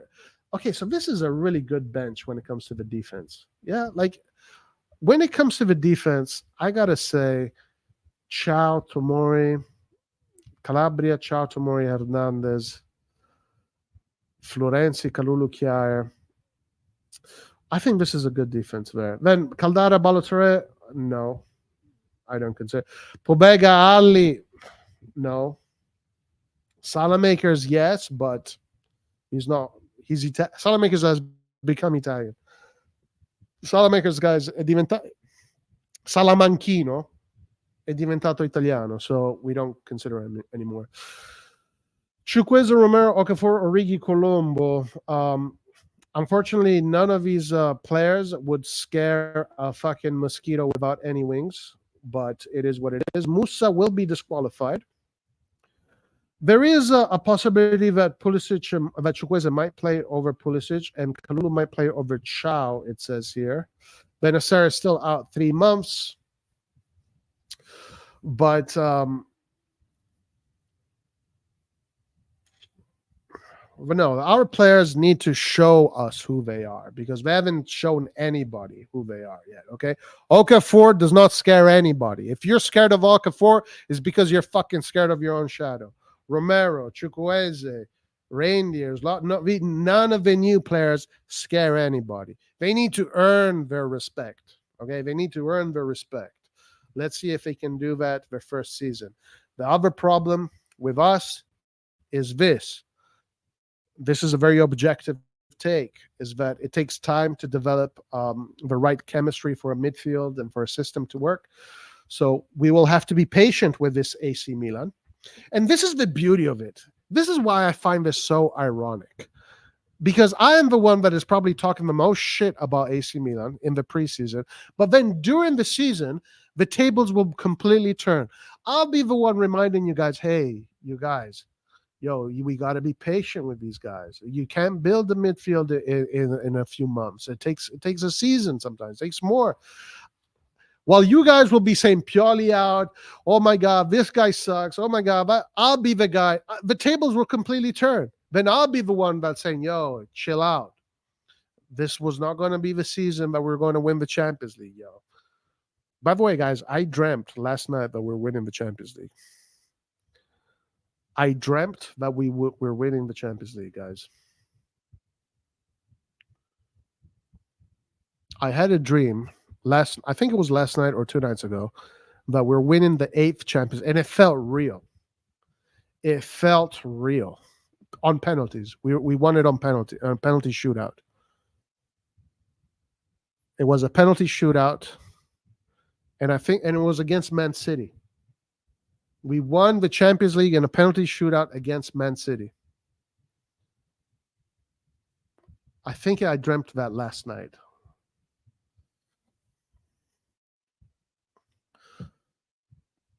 Let's see.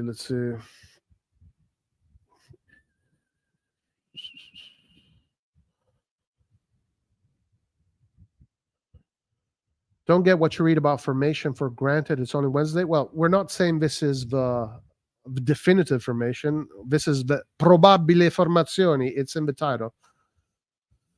We have depth this year. I get depth, bro. Please, bro. Paul, you need to. Your stock after last season, your stock has gone down a lot. So you need to. Your football takes the stock of your football takes definitely went down after the debacle of the season you had last year.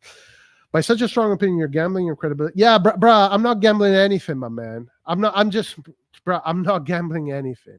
You got bamboozled because we fucking bought a 20 million player here, 20 million player there.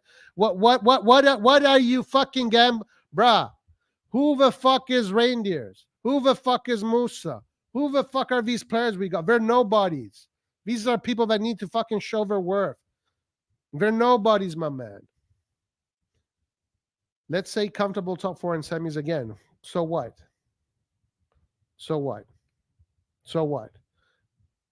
We fucking sold Tonali and spent all this money to get back in the top 4. Semis, we have to do better than the semis, no? Bruh, I'm not getting bamboozled by this fucking mercato, Zen Duplo. All right? I'm not getting you guys, my level of understanding of football and my standards are super high, guys. This does not fucking scare a rat with a broken leg being attacked by a lion. All right? I'm not being negative. I'm not being pessimistic. I'm being honest. I know you want me to be a fucking cheerleader. Yay, Krunic, Loftus-Cheek. These guys are the fucking Xavi Iniesta all over again. I'm telling you now, Mr. Zen, that during the course of the season, I'll be the one defending these players while you guys who got bamboozled by Moncada and Furlani are going to be shouting Pioli out. This guy sucks. These guys, blah, blah, blah.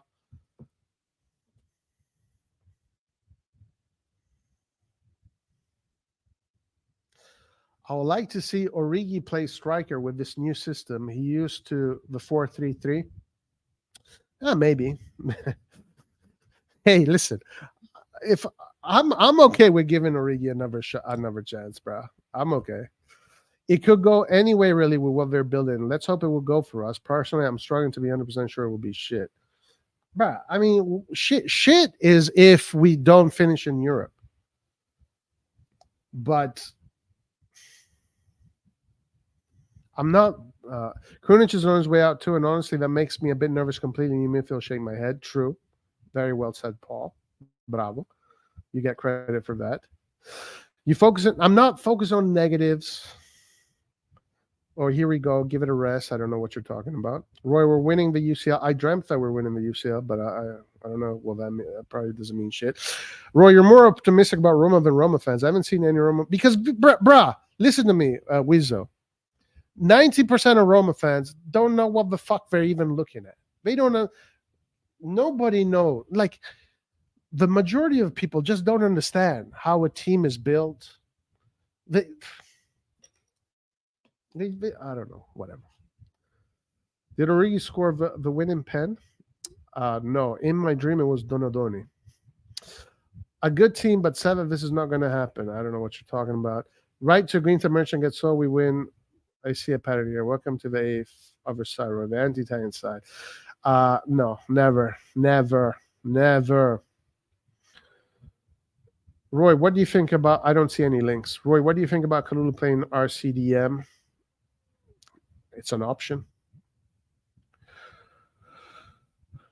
Open. I don't see any links, Fazil. Anyway, I'll be fucking fuming if we back to Susan B. shit. I'm afraid to even think like that. Yeah, most likely that's what it's going to be. Most likely. Okay. Every good player started as nobody. Yeah, but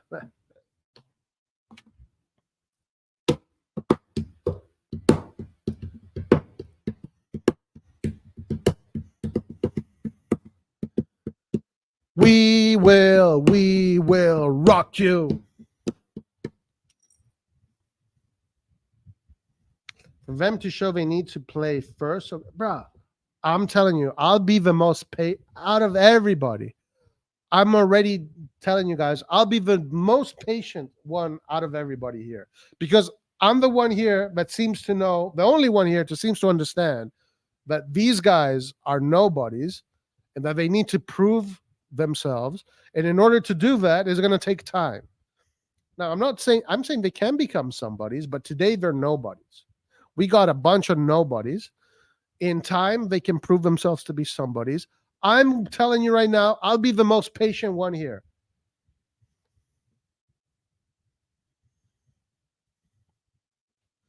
Kalulu can be a center back, right back. Liverin should be more creative. Yeah, I mean, listen, this is how they're playing anyway. Okay, if you look at what they're doing, the right back is going inside the midfield, and then Loftus-Cheek is taking wing as a wing back and then moves forward from there. So he's already playing that position more or less. At the end of the season, there will be so much more hate towards Moncada. Oh yeah, for sure, no doubt about it. But not from me. I'm going to be the same because I've already said my piece. It's all the other people that got bamboozled this summer. Say, non sono negativo. Why io non sono negativo, mannaggia. Io sono onesto. Sono onesto. Io credo nell'onestà. No, non sto qui a vendere limoni. I'm not saying to cheer, but no positives at all. Come on.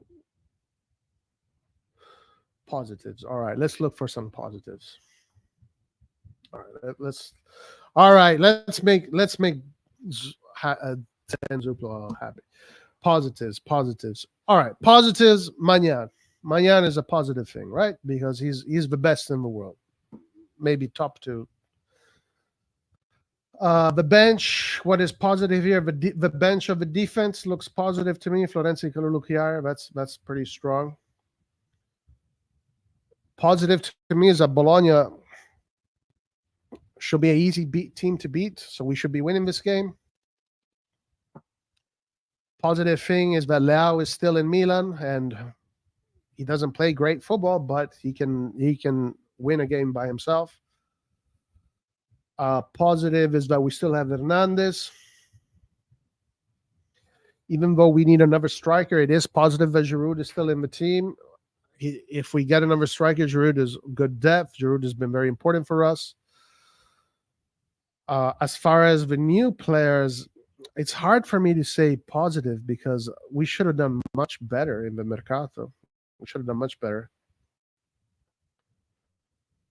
I mean, again, if Juventus buy Pulisic, Loftus-Cheek, and Reindeers, I'm not fucking sleeping with the lights on at night. You know what I'm saying? Now, uh, in perspective, I think Reindeers does have the qualities to become very good. For sure, he has the footballing qualities. That is a no doubt. There is no doubt in my mind that he has the footballing qualities. But does he have the mental attributes? That is what we need to find out. For example, Vice Verasquilla, for people that understand, if you looked at him prior to coming to Italy, his football skills were so elite that you already knew that this guy has nothing to worry about, because wherever he goes, he's going to be the best player. If he's not the best player of the league, he's going to be in the top 3, top 5 best players. Out of hundreds of players, he's going to be in the top 5. So when you have a player like that, you don't need to worry about the psychology. It's rather the other players need to worry about him. But we didn't get anybody like Vice Verasquilla this year. We didn't get anybody like that. So we got Reindeers, who has some good qualities. Now, if his mentality can withstand right away, then I think he should do well, and I think he can become a good player for us. Pulisic, in theory, is a little bit of the opposite. Pulisic is not a player with great football skills. Like they're okay, they're average. There's nothing special, right? He's not winning a Ballon d'Or, okay, Pulisic. But mentality-wise, he should have a very strong personality, strong charisma. He should be a leader. So he should hold himself, carry himself in this squad as a leader, because he's Captain America. I mean, he's a captain of the national team, and he does have some qualities, but he's not anything that we've never seen in Italy. Oh my God, he's such a footballing genius. Loftus-Cheek is in the middle. I think Loftus-Cheek is a player that has enough experience to be professional, to have a good season and do his job, but nothing more, nothing less. But if you put all of these together, that does not create a Serie A winning team. That creates a team that potentially, with more additions in the future, can win the Serie A. So there you go, guys. Here, I was a little bit positive. Okay, and what about Chukwueze? Chukwueze, definitely a new tactical solution. But, last year, Origi was supposed to score 20 goals, as per Paul. He didn't. So we got to find out. We got to see how Chukwueze responds. From the little that I've seen, I don't think Chukwueze is a very good player when it comes to the possession game. I don't know. I want to wait and see with Chukwueze. I still ask myself if Chukwueze is this incredible player, like everybody in the Milan universe is telling me. Right? There are people telling me that Chukwueze is Zinedine Zidane, Superman, Batman, Spider-Man, the Hulk, Ronaldo el Fenomeno, Pelé, Eusebio, and freaking Zeus all in one. But my question is, how come Real Madrid and Barcelona didn't go for this guy if he's so good? And if he's so good, why does he cost only 20 million plus bonuses? I don't know. I've never really seen him play. But these are all questions I have to ask. I understand Vicha having a low price because he's coming from Russia. Nobody has time to see what's going on in Russia.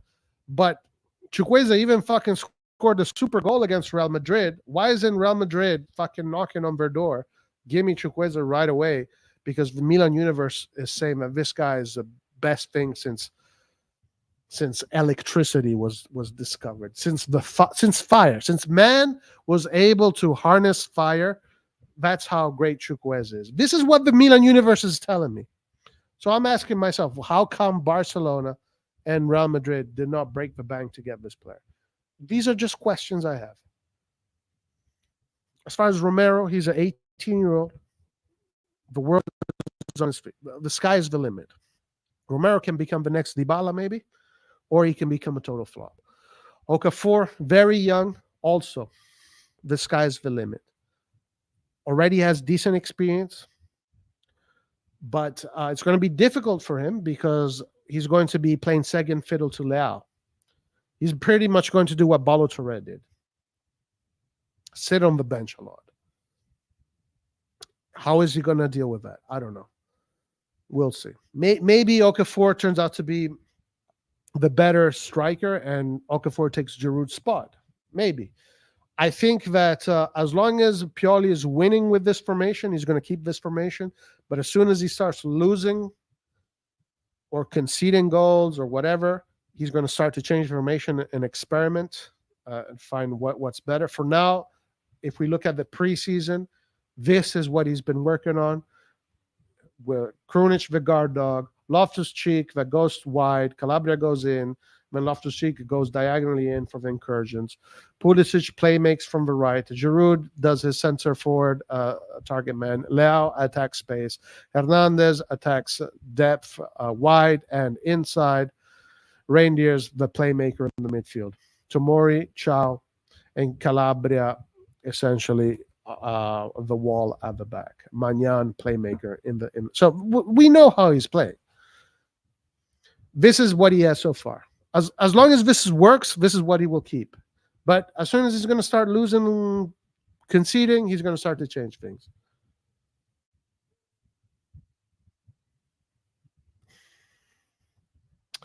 Milan ha preso giocatori per puntare alla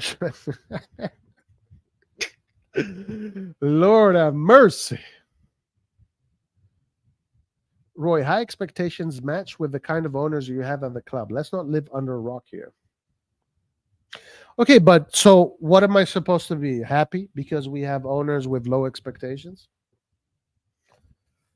I still believe in Origi, by the way. A healthy Origi gets you 20 goals. Yeah. Yeah.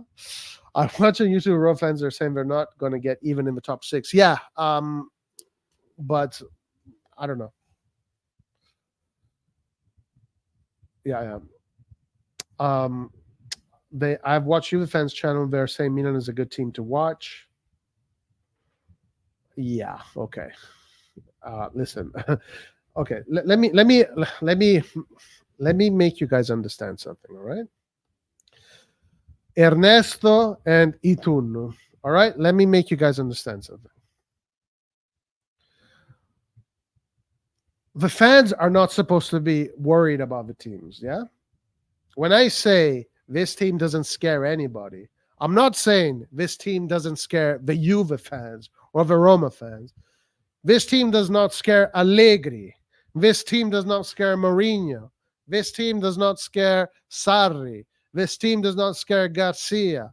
This team does not scare the teams we're playing against. That's what I'm saying, my man.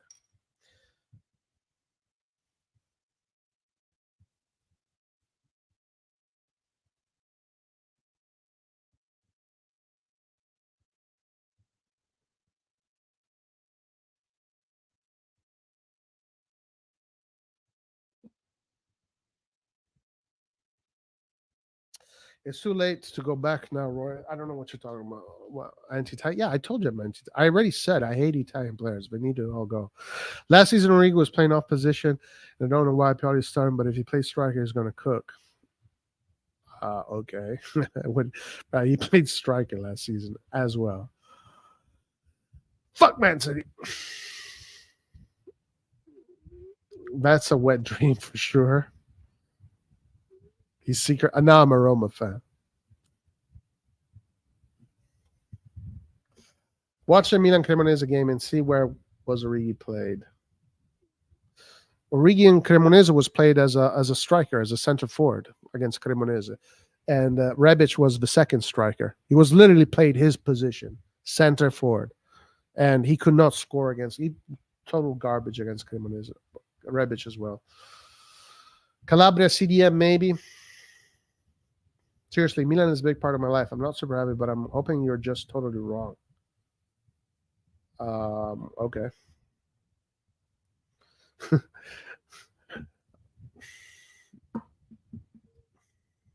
No, Loftus must not play at all when Calabria is back. Loftus out. Paul Origi at his best never scored that many goals. I don't understand why Paul is. I just want CDK to score against us. That's all for this season. CDK. By the way, CDK is still a Milan player. Yeah, as of now. So Herbert Origi, he didn't play that many games, though we created a lot. I still believe in him, but not for 20 goals, my man. Like, that's just unrealistic. Peppe Di Stefano, Sky Sport. Da quello che ci risulta, anche e soprattutto dopo l'allenamento di oggi, Okafor inizia a convincere anche come attaccante centrale, alternativa a Giroud. Ooh! So, according to what is coming out, Okafor is cooking. He is cooking as a center forward, and he could be an alternative to Giroud. They called Okafor the phenomenal in training. Wow. So maybe Okafor is going to be one of the players that emerges, right? Because that is something that I've been waiting for. All right. Every single year in the summer mercato, I'm always waiting to hear what players the coach talks about. What was it? The year we won the Scudetto, Pioli said the two players that were cooking was Leao and Tonali. In that year, Leao and Tonali cooked like hell. We won the Scudetto.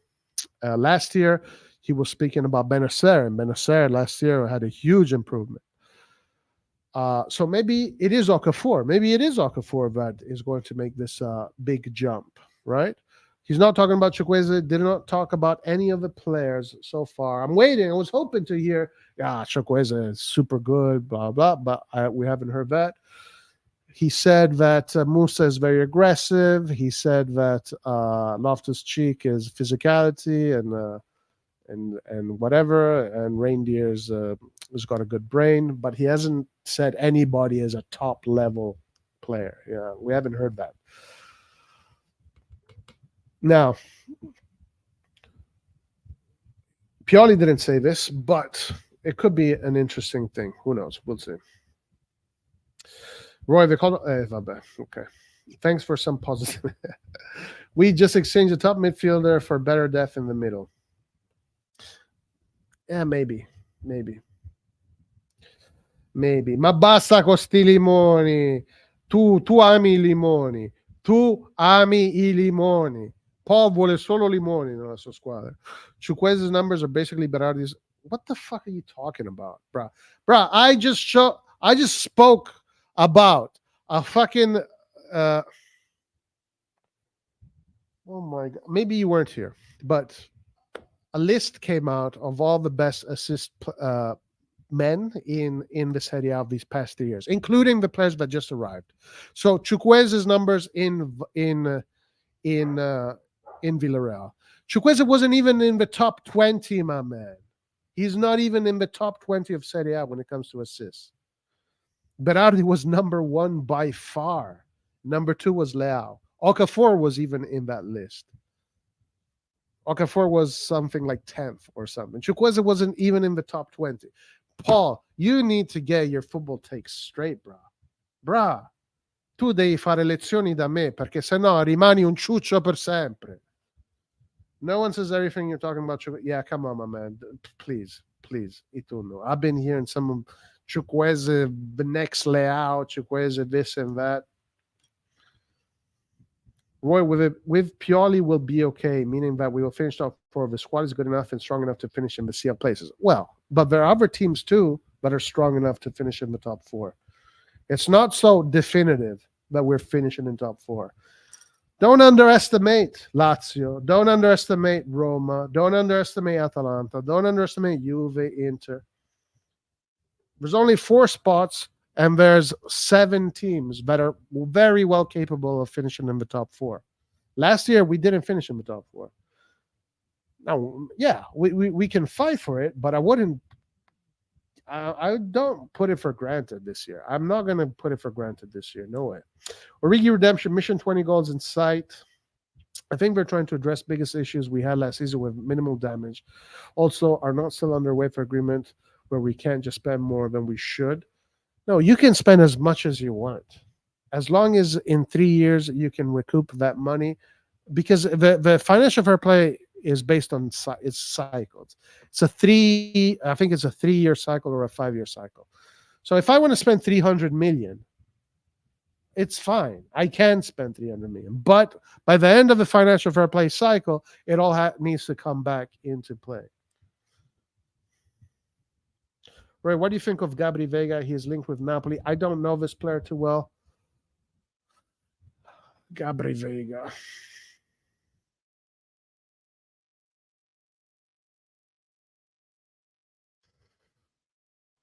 Listen, another thing that Napoli has lost is Giuntoli, and Giuntoli is.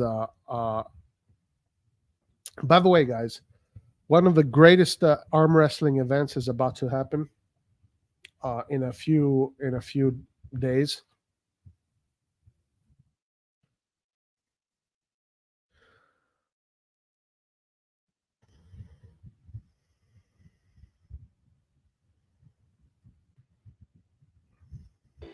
Magari sapessi anche quanto devo pagare di bolletta. Io lo so.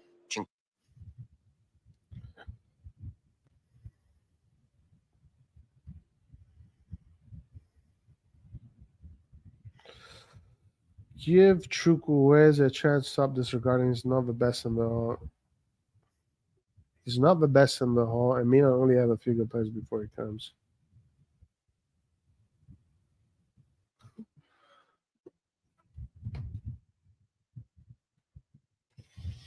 That was a lucky goal.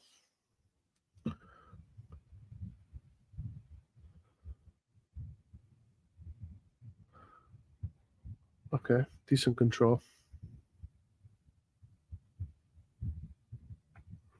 Only Spanish.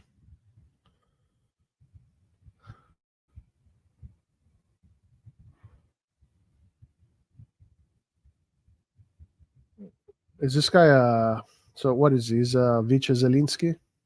He plays in Zelinski's position. He looks like a Zelinski. So if we're selling Zelinski and they're bringing this guy in, it's going to be tough. He's obviously good, but it takes, I mean, Zelinski is a whole other level.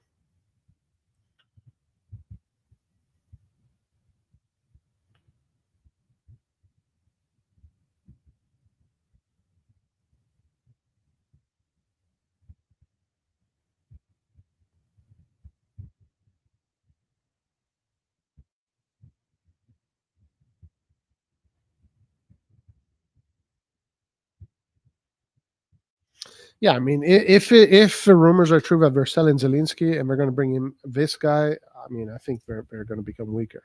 They're going to become weaker.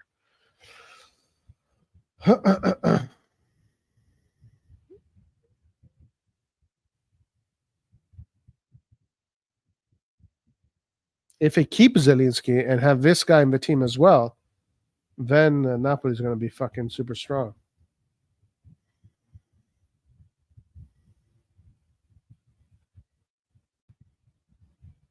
By the way, he looks better than all the fucking players we got. Why couldn't, like, I'm not saying this guy looks like a genius or whatever, but he looks better than all the players that we got.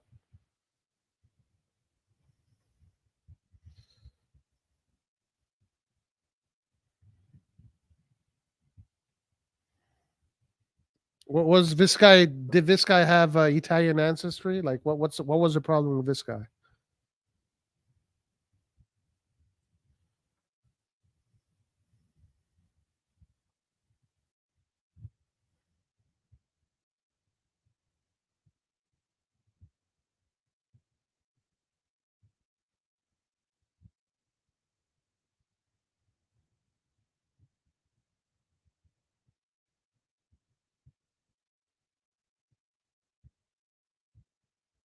He must have Italian ancestry. That's why we didn't want to get him.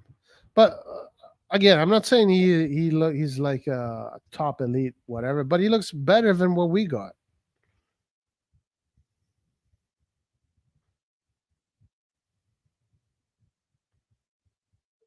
How much are they paying for this guy?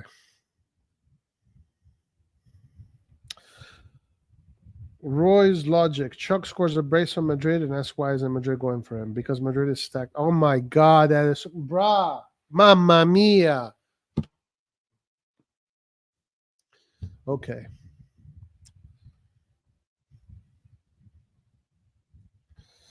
Give Chukwueze a chance. Stop this paraging here. Who's the fuck? I'm not disparaging Chukwueze, my man. Bro, you want me to fucking call him a Ballon d'Or winner? What the hell? So me saying that this guy, as far as I can know, he's nothing. He's not an elite player. Is me disparaging him? Bro? I'm telling you, Itunu. I'm telling you right now. When this season starts, I'll be the one who's going to be the most charitable to all of these players. While the majority of you guys are you're going to turn on all of these guys. I know it already. I see it every season.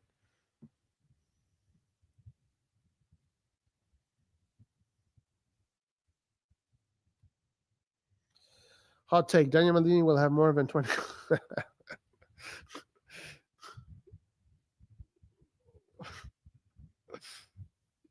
I don't think so.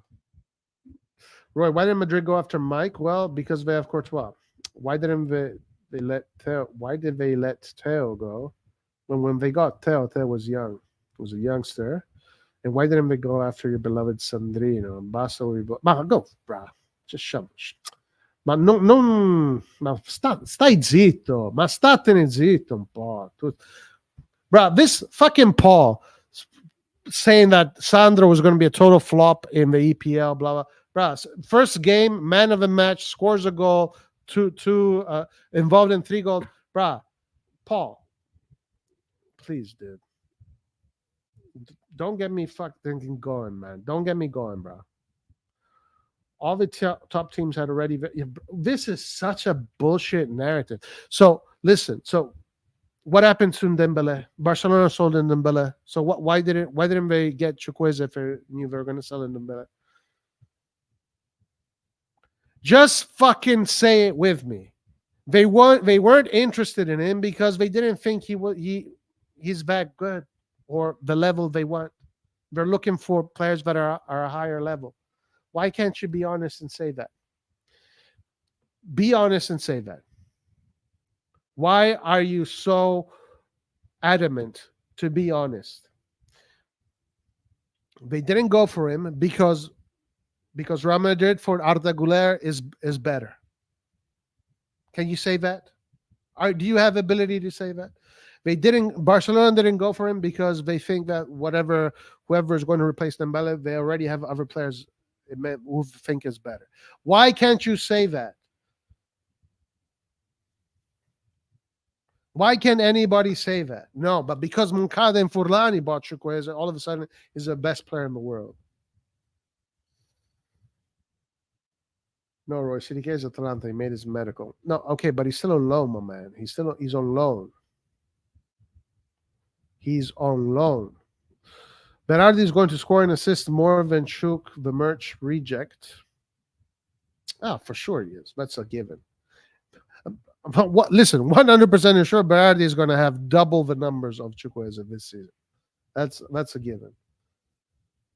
By the way, last season we played dog shit, to be honest. It was painful to watch this with Tonali and rest superstars. They had to change something. Yeah, and you fucking change it by bringing in top players, not players that are worse than the players you already had.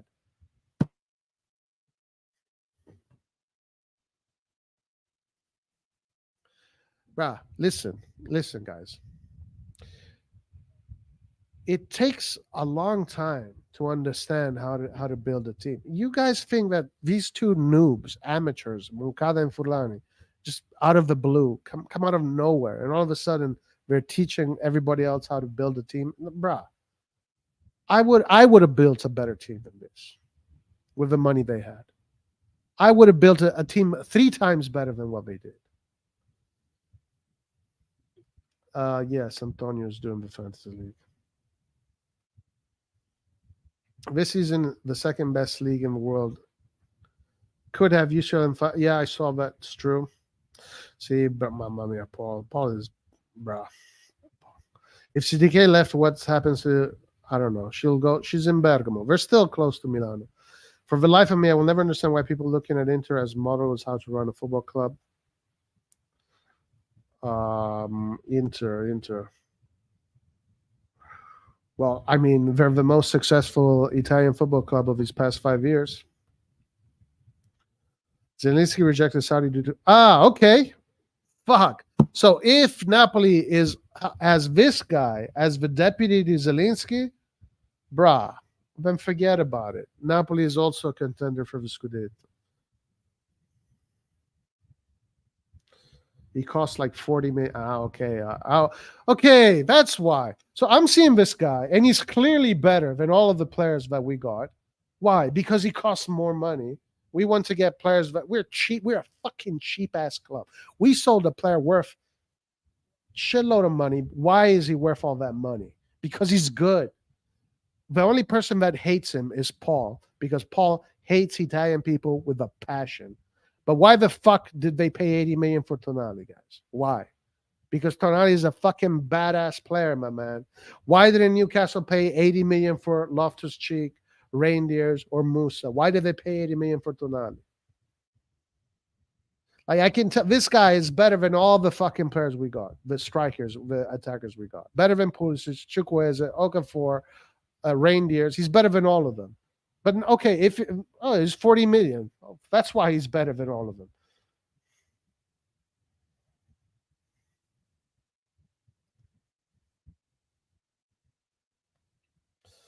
I think you're talking shit about UEFA.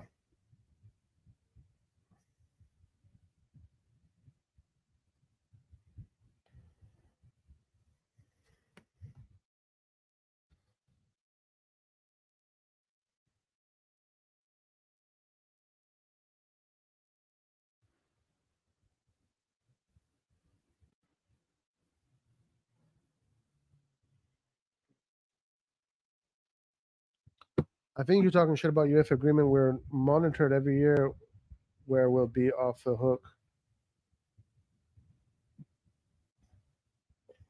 No, the cycle, as far as I know, the cycle is every 3 or 5 years.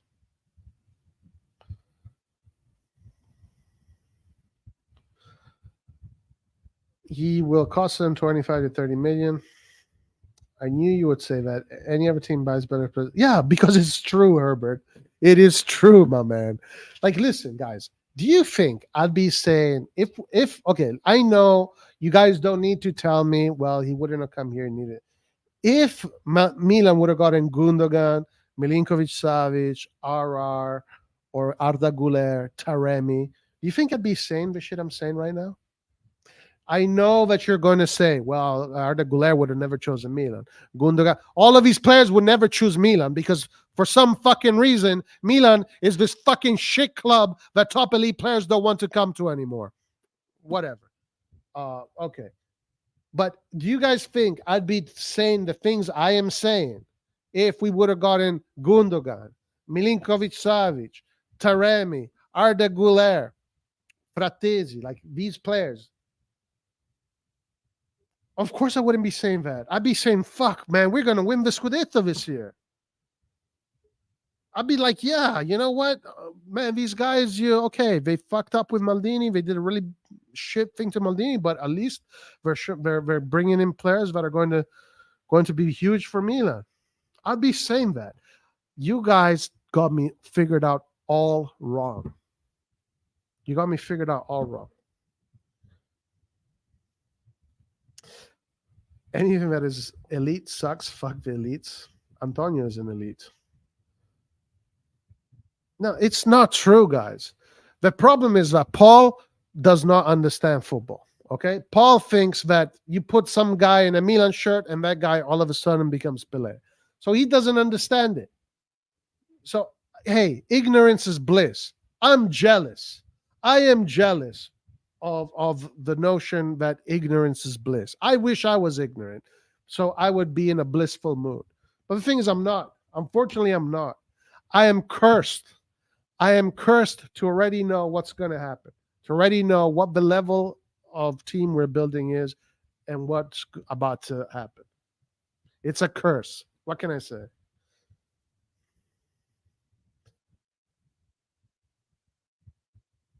Are we getting the ex-Italy national coach after we fire Pioli? Mancini, huh? Mancini. Well, first of all, I would stay away from Italians. Stay away from Italians. But Mancini would be not bad. But I don't know. He's too Italian. Mancini is very Italian. Very Italian. The problem with Mancini is that Mancini would want to build an Italian core. And we don't want that. Definitely don't want that. Hot take, Lau should play soccer. Yes, I agree with this. I 100% agree with this. 100% agree with this.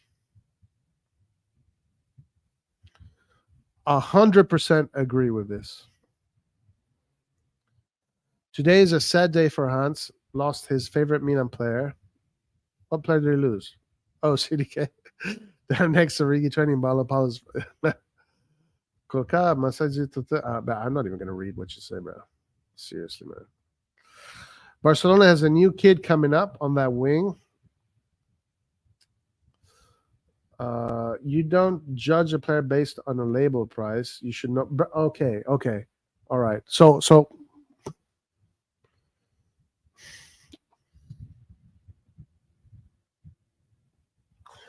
I don't know. I don't know why Mbappe costs 300 million, bro. I don't know why. He should cost 20 million. He should cost 20 million.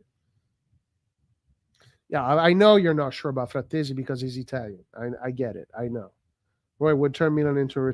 No, I would turn Milan into a fucking badass team. And the thing is that for you guys, a 30-year-old is an old player. Like, in what world is a 30-year-old old? You guys are stuck in this stupid idea that we need to sell players, blah, blah, blah. Bro, who gives a shit about Redbird and their money, bro? Why do you guys care about Redbird and how much money they make? Redbird does not give a fuck about AC Milan. They don't give a fuck about me and you. Why do you guys care so much about the finances of Redbird? Who gives a shit?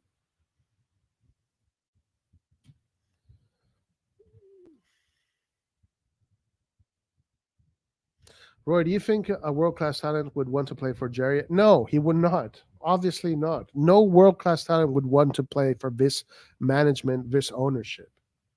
Nobody in their right mind would want to be like, oh wow, he's got Jerry, the Redbird project. Oh my god, this is what I need for my career. Absolutely not.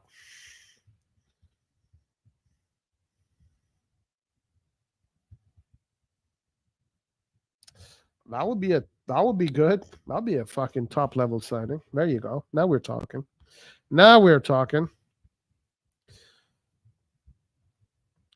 This is a different approach. The parts are not great. Hopefully the sum of the parts are greater. Yeah. And then we all wake up Champions League winners in FIFA. They play FIFA and think 30 years is old. Well, first of all, Viceverskilia was 35 million, his initial price. But because of the war in Ukraine, his price went down to 11 million. So get your facts straight, Paul KB. Yeah, stop the agendas, sure. Mbappe wasn't 300 million when Monaco got him. Yeah, because he was a kid when Monaco got him, my man. He was a kid. Is Chukwueze a kid? Is Chukwueze, when Monaco got him, what, he was 16 years old?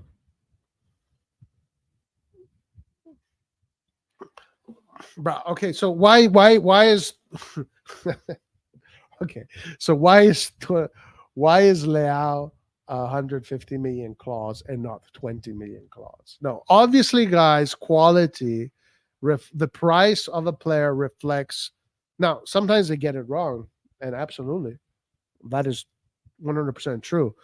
There are many occasions where the price of a player and the value of that player is, and compared to the quality, is off. But for the majority of the time, it makes sense. There is not one team that got all these players. Would you rather go? No, bro. I am a better footballer than Thuram. Thuram sucks. Okay, Thuram is awful. I would rather keep Origi if than Thuram. Guys, there's not one team. The only team in Italy that did something decent this year so far is Roma, bringing in Renato Sanchez, Paredes, and RR. Like, that's fucking quality. That's top level quality there. Now, the issue with that is that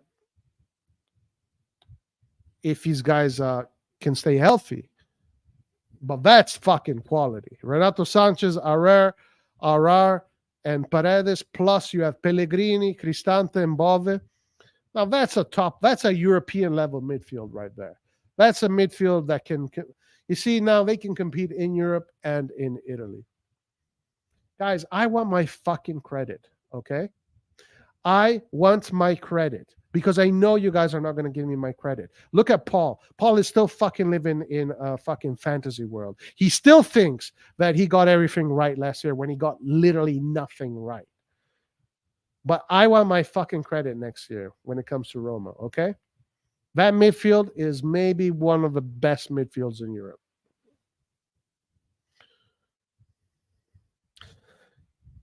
Yeah, sure. Renato Sanchez is in, bro. Injury prone. Everybody is injury prone, but nobody at Milan is injury prone, right? The fucking team that gets the most injuries every single year in Milan. No, we don't talk about them. But come on, bro. Please. Caicedo to Chelsea over 100 million. Explain by Roy. Talking about price. Well, okay. In England, in the EPL, 100 million is what a 40 million is to us in the Serie A. Right? So you have to understand also where the market is, right?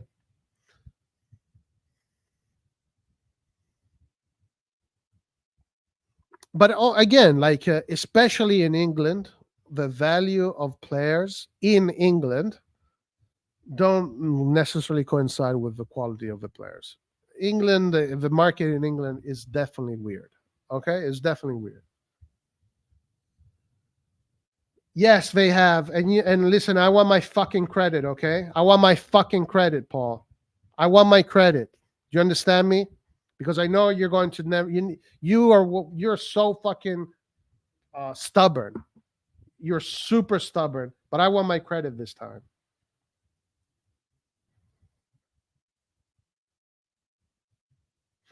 And the team he plays for and how the team is performed allows the Serie A MVP and you should perform. Yeah, but this is what I'm saying, my man. I'm going to be the most patient person out of all the YouTubers, guys. I'm going to be the most patient one.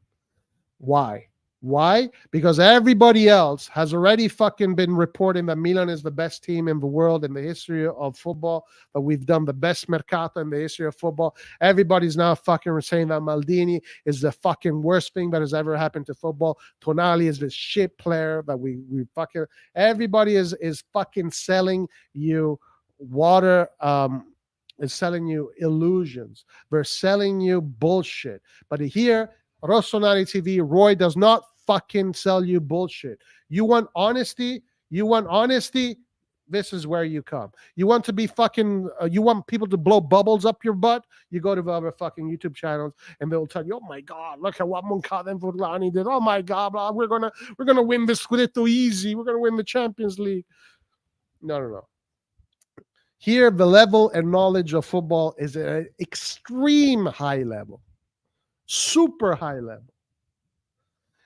And I'm telling you, I will be the most patient person out of everybody when it comes to the development of this team, because I know, not only because of experience, I've coached football for more than 10 years, so many experiences with different kind of teams, semi-pro, college, Paris Saint-Germain, Espanyol. I know that a team takes time to develop.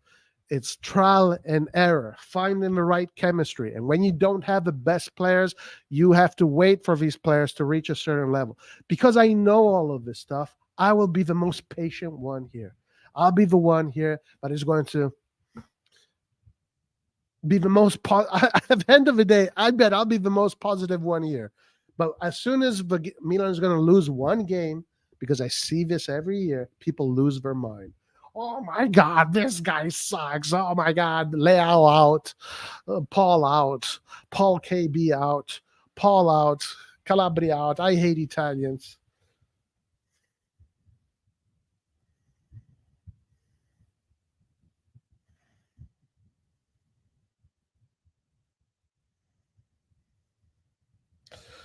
So Roy, would you swap entire team with you? I don't know the Newcastle team enough to answer that question. This team has unlimited money, yet they don't just. I don't know the players in Newcastle, guys, so I can't. I don't know enough about Newcastle to make any conclusions. Liverpool getting Amrabat. Yeah, well, smart. Very smart. Money is bullshit. 2022. Top four predictions. Plus Milan position if outside top four. Okay, listen. I'm going to give my prediction August 31st. Today, I say 5th. I say that the top two is going to be one of Roma. Top three in I don't know. I don't know yet. The order is going to be Roma, Juventus, and Napoli.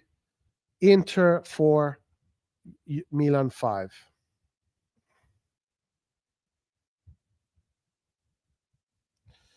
So you're saying Serie A isn't like EPL in terms of money to spend? No, I'm saying that if Berardi is Italian and in Serie A, he costs 30 million, right? In Serie A, Berardi costs 30 million. If Berardi was in English and played in the EPL, because of the difference of money inflation and the market, Berardi costs 100 million. But 100 million is equivalent to 30 million in Serie A.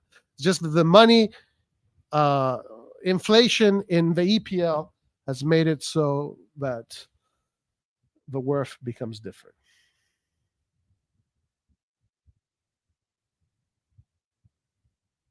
Ma vaffanculo, tu non sei un nessuno, ma tu ancora parli, ma non sei niente, non sei un cazzo. Ma prima fai quello che ho fatto io, poi vieni a parlare. Ma vattene a quel paese, va. Ma sto qua ancora a cagarti, ma vaffanculo, va. So you're saying, okay, read that. Aren't you the same guy who said Messias and Samuel were good enough to win the Champions League? I think in the right context they can, yes. No, dude, we win nothing in the next 2 years.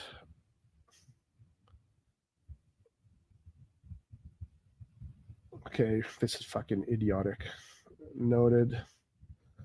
Take Berardi out of Sassuolo and you forget how. Yeah, okay, sure. This is such a bad take, Herbert.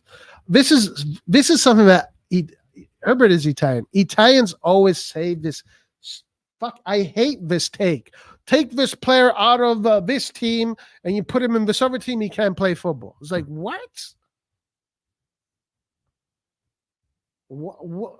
This is literally an I only hear Italians say this, by the way. It's like every Italian person I speak to always says this thing.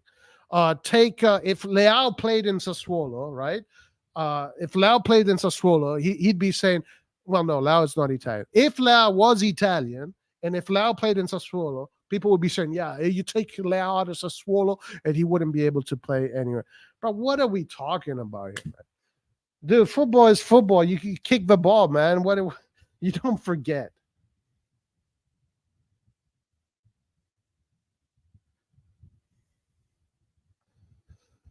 Herbert, okay.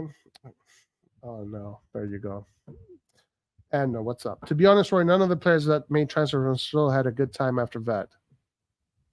Well, bro, who are you talking about? Scamacca only had one season. So Scamacca, what, is his career over? Scamacca's career, guys, is over. Okay? By the way, Scamacca's career is over. Raspadori, who from the bench of Napoli got 11 goal contributions and won the Scudetto, his career is over. He's never going to amount to anything. Frattesi, who just joined Inter, his career is over. He's never. What kind of take is that? Who are you talking about?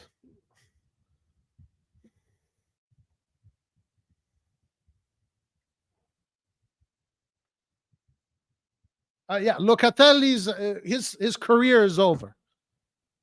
Locatelli, guys, is finished. He's 23, 24 years old. He's retiring next year. So Locatelli now is never going to amount. He's never going to have a good season anymore. Bruh, what are we talking about here? Politano was it? Yeah. What about Politano? Didn't Politano? I don't know. Did Politano play for Sassuolo? I don't even remember. Bruh, well, these are such bad takes, my man.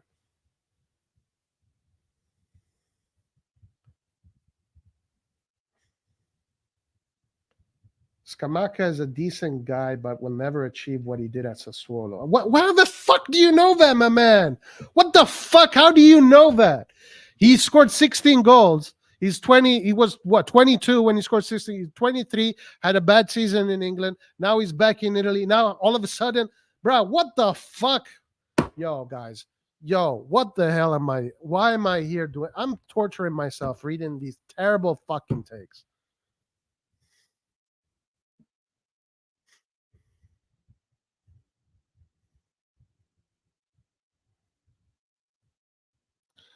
Apparently, guys, if you played in Sassuolo and you go to another club, your career is over. You're never going to have a good season. What? Sevilla scored? Who's what? Oh, shut up, Paul, bro. Shut up. Edison, bro. What, bro? You guys, dude. You guys are insane. You guys are insane. Insane. Insanity.